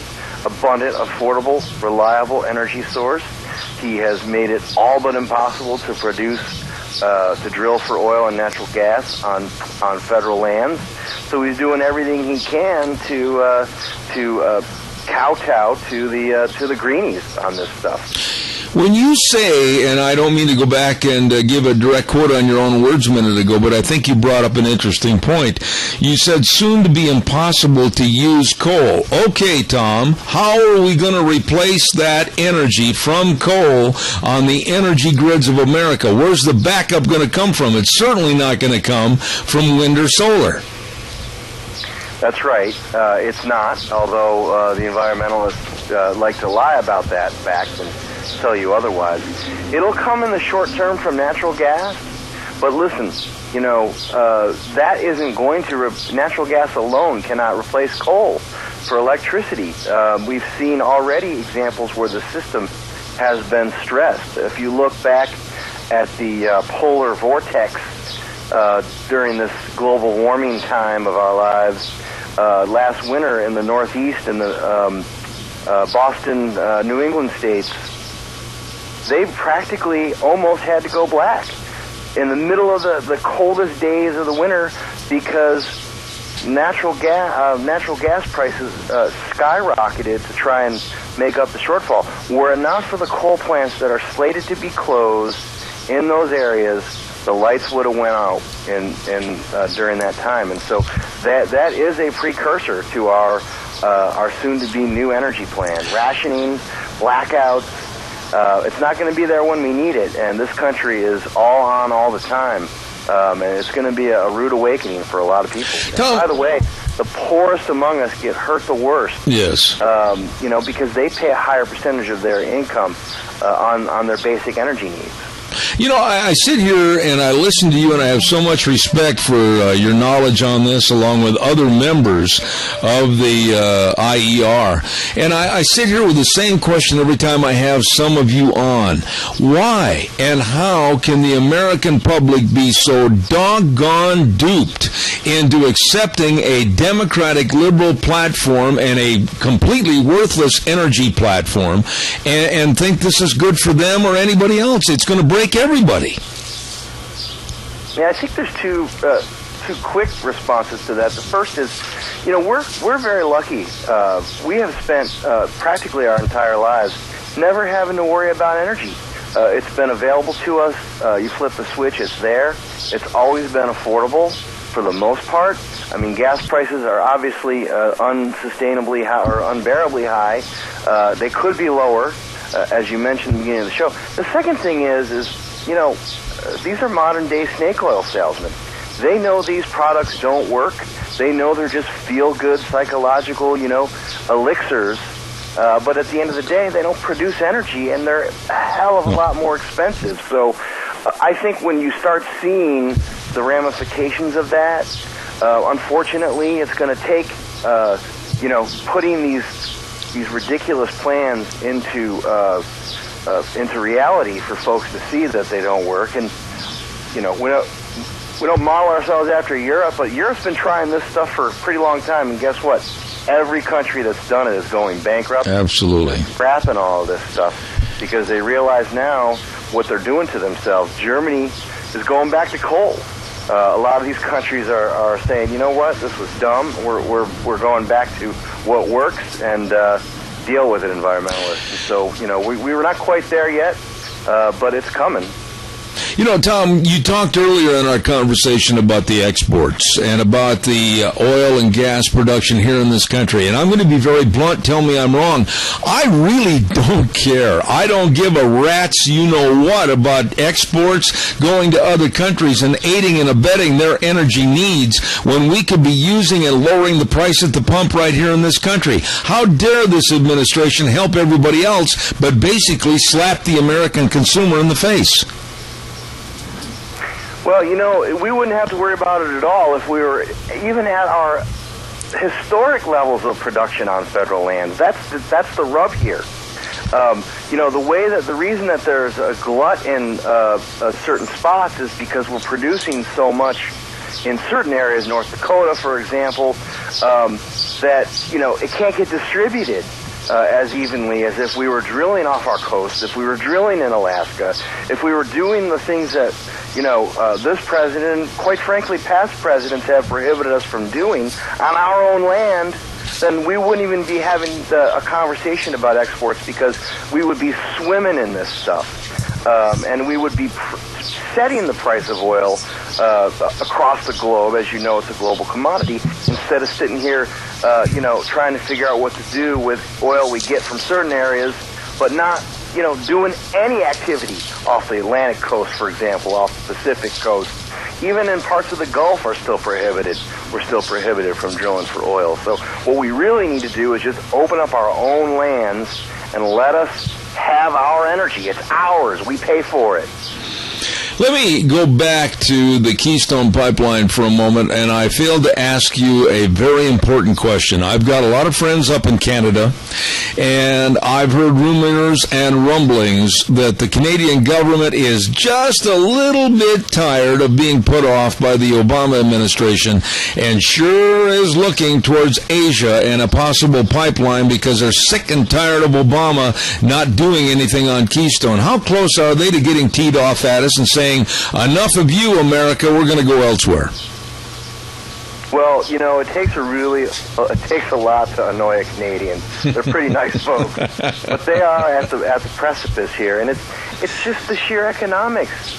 You know, they've played politics with this decision. It's been over 5 years. We fought and won World War II in less time than they have to decide whether or not to build one pipeline. We've been, by the way, building a lot of them in that 5 years. And you haven't heard any grumblings about, you know, environmental catastrophes. But yes, they're making plans to send that oil to China instead of to our refineries here in this country. And that's the sad part, because it's not just the pipeline job. It's all, we have the cleanest refineries in the world, bar none. We could produce that stuff down in our sort of refinery row, they call it, and we can have enough for us. And by the way, what is excess, we can export in terms of you know, the refined product, the gasoline and the diesel. But you know, this guy doesn't want anything to do with it because his buddies like Tom Steyer want to quote unquote keep that oil in the ground. It's not staying in the ground. It's going to be sent to the Pacific. That's the bottom line if we don't get our act together. You know, and Tom, you're closer to this than most anybody else, and you see things cross your desk that nobody else will get a chance to read or study. But for what purpose? I mean, this sounds very elementary, but for what purpose? What possible good purpose is there to try to diminish energy supplies and diminish American workforces from being excellent and going out and being progressive and creating more? Why? What is the purpose for being regressive? There's a couple. First of all, the environmental issue is an organizing issue. It's not about the environment. It never has really been, at least for a very long time. The environmental community, quote unquote, are very well-funded, well-heeled, wealthy lobbyists and lawyers and others. It's a business for these folks. first of all. Secondly, it's kind of a religion for some people. It sort of replaced what our normal, religions have been. It's an ideological vision of some grand utopia that is non-existent. And by the way, only the wealthy can afford this little green dream because they've got theirs. They can afford to take the increase, the massive increase in energy prices that it would take for them to fulfill their fantasies. And so, they might want to feel good about their decisions, but in the end, they're really hurting hundreds of thousands of people in this country and millions of people across the world because, by the way, billions of people still don't have access to affordable energy or any energy at all for that matter in some cases. Is there anything, in your professional opinion, that I can encourage my audience to do, to get involved in, what can they do? How can they show their complete distaste and displeasure with this man and this administration? Is there anything? Well, there's one thing that I can say immediately, and that is, follow us at IR Energy, Institute for Energy Research.org.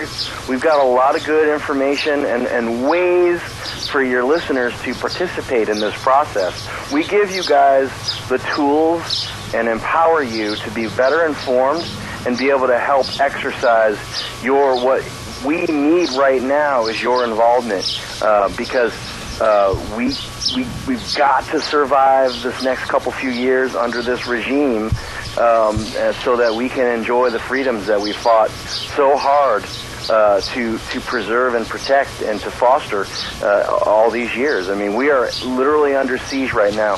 And it's not just energy. It's across the board. It's health care. It's labor issues. Look at this immigration stuff. I mean, these guys are full-throated going after, the American ideal. The president said it in the beginning. He wants to fundamentally transform America. And one of the best ways to do that is to take control of the energy production, to dictate which energy sources that we can use, and to force us into literally poverty. That's really what the end goal is of all these energy policies are. I agree. Force us to either not use it or pay a hell of a lot more for it. I agree. That's not right. Tom, you're always welcome back on the program. You tell it like it is. President of the Institute of Energy Research, Tom Pyle. God bless you, man. Thanks. I'll have you back. You did a great job. You too. Thank you, sir. I sat here and I listened to Tom and I thought, I got to do something. I've got to do something more. Every day on this program, I just get so incensed as to the inept stupidity and the looking at us like we're nothing more than peons and dirt under their shoes. And they keep costing you and me and everybody more money to live, more money with inflation, more money to buy, and they sit back in their ivory towers and they just, with their big white teeth, glisten at us and just look down on us. And it's just so frustrating to me, especially when it comes to energy, and energy rules everything. And everything that is inflated in price goes up because of higher energy costs. This administration is absolutely pathetic and sick with their approach to energy. When Obama first took over, and think about this, gas was below $2 a gallon. And now he wants to see it go in the not-too-distant future to possibly $5 or $6 a gallon. This man is absolutely the worst thing that ever happened to America. I would do anything I could to see that he is impeached and run out of Dodge City.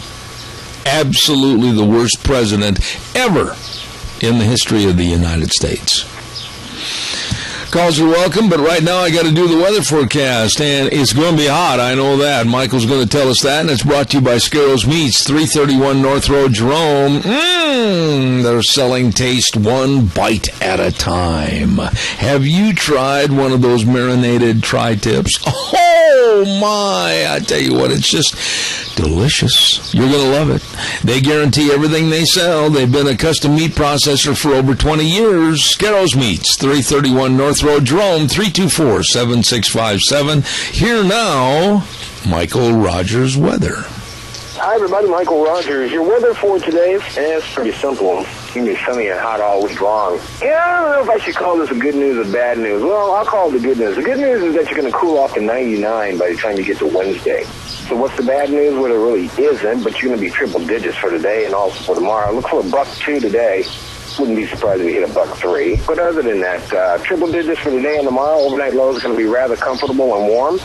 You'll cool off on Wednesday, and you'll pick right back up where you left off on Thursday, Friday, Saturday. Enjoy the weather. So what weather you got? Oh, thank you very much, MichaelRogersWeather.com. And it's brought to you by Scarro's Meats, 331 North Road, Jerome, where they're selling taste one bite at a time. I got time. Give me a couple of calls. 436-2244, 1-866-927-4587. Saturday, excuse me, or Saturday, was it Friday, the 4th of July? You've got a phone call. Oh, I didn't. Twice. I have not heard the cow. Yeah. Well, turn the cow up. Thank you.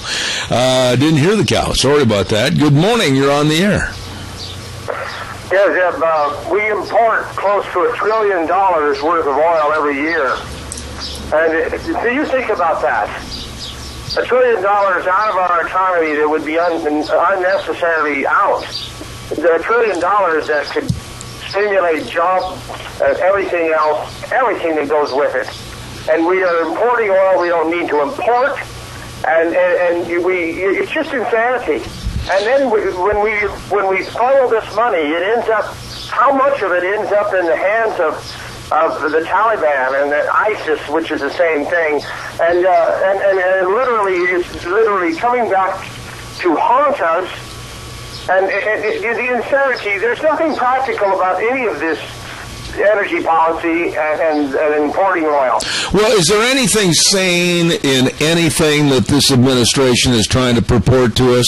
Is there anything sane over this immigration crisis? Is there anything sane about a president not going down to the border to review on his own what's going on instead of going to Austin for 2 Democratic fundraisers? He doesn't have time for what's going on that he should handle through his presidency. Is there anything sane about anything they're doing, Randy? Well, this morning when you told the story about, I didn't know he was going to Austin. Of course, I was gone over the weekend, but even then I don't know everything. But he's going down there, and he's not even going to take a look at what's going on and the human crisis. And he says he cares about us. And we all know anybody with any salt knows that he doesn't care at all. But why we continue to prop this fraud up, and the media does so, when it eventually comes back to haunt, people in the media have friends and family who live amongst the people. They will suffer too. I don't know. I just don't get it. Well, here, look at it this way. The people in Murrieta, California, and the people in other parts of other border states and border towns, why should they be subjected? How would you feel all of a sudden, Randy, if somebody knocked on your door and you looked outside and there were lines of people down the sidewalk and the first person says, "Hello, Randy, by the way, we're going to move in with you and you're going to feed us, you're going to clothe us, and you're going to give us housing and shelter. Open the door and let us in." Isn't that the same thing that's being forced upon these people? Of course it is. And it's just like, if you remember in Dr. Zhivago, I don't know if you remember that, but he was kind of, he came back home to his home, and the Bolsheviks had moved in, and he had a little tiny room up in the corner of the house, and he no longer owned his home. You say, well, that can never happen. Well, I don't know.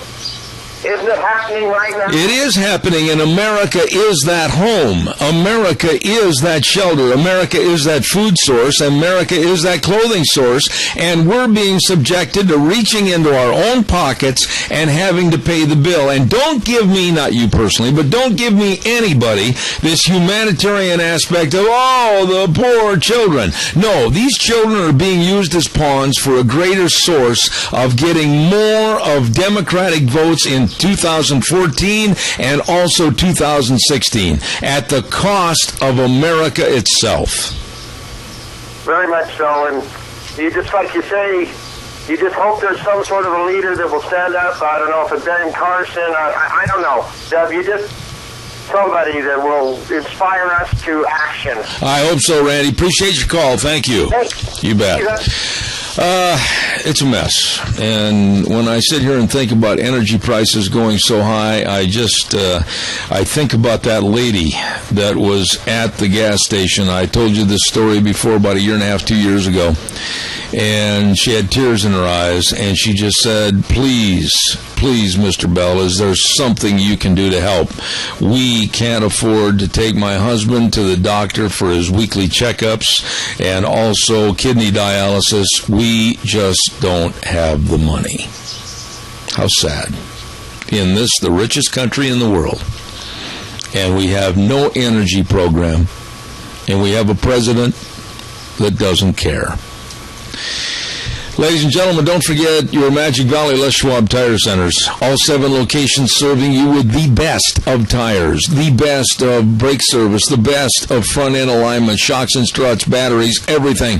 But always I go back to the best of service. Absolutely, they take care of you when you drive in. Lane and Rupert, Dave on Blue Lakes and Twin, Mike and Buell, Mike and Jerome, the Twist family in Paul, John on Poline in Twin Falls, and Randy on Overland and Burley. Nobody serves you better than your Magic Valley Les Schwab Tire Centers. Stop in and see them today. Easy credit plans available, and they're waiting for you. Your Magic Valley Les Schwab Tire Centers. Tomorrow on the program, we have, I think we're going to, and I say think because they haven't confirmed yet with us, Attorney James Herson from California, and I think we're going to have Jack Euler on the air talking about the Wolves. They had a big story on the Wolves on the front page of the Times News this morning, and Dr. History and others, so it's going to be a fun deal tomorrow on Tuesday morning. Stay cool. I don't know how. Sit in the corner of the shade and pour ice on your head or something, because it's going to get warm out there. Be careful out in the sun today. Highs possibly about 102, and we'll be back tomorrow morning at 8:06. The way things were, the way things ought to be. Have a great day.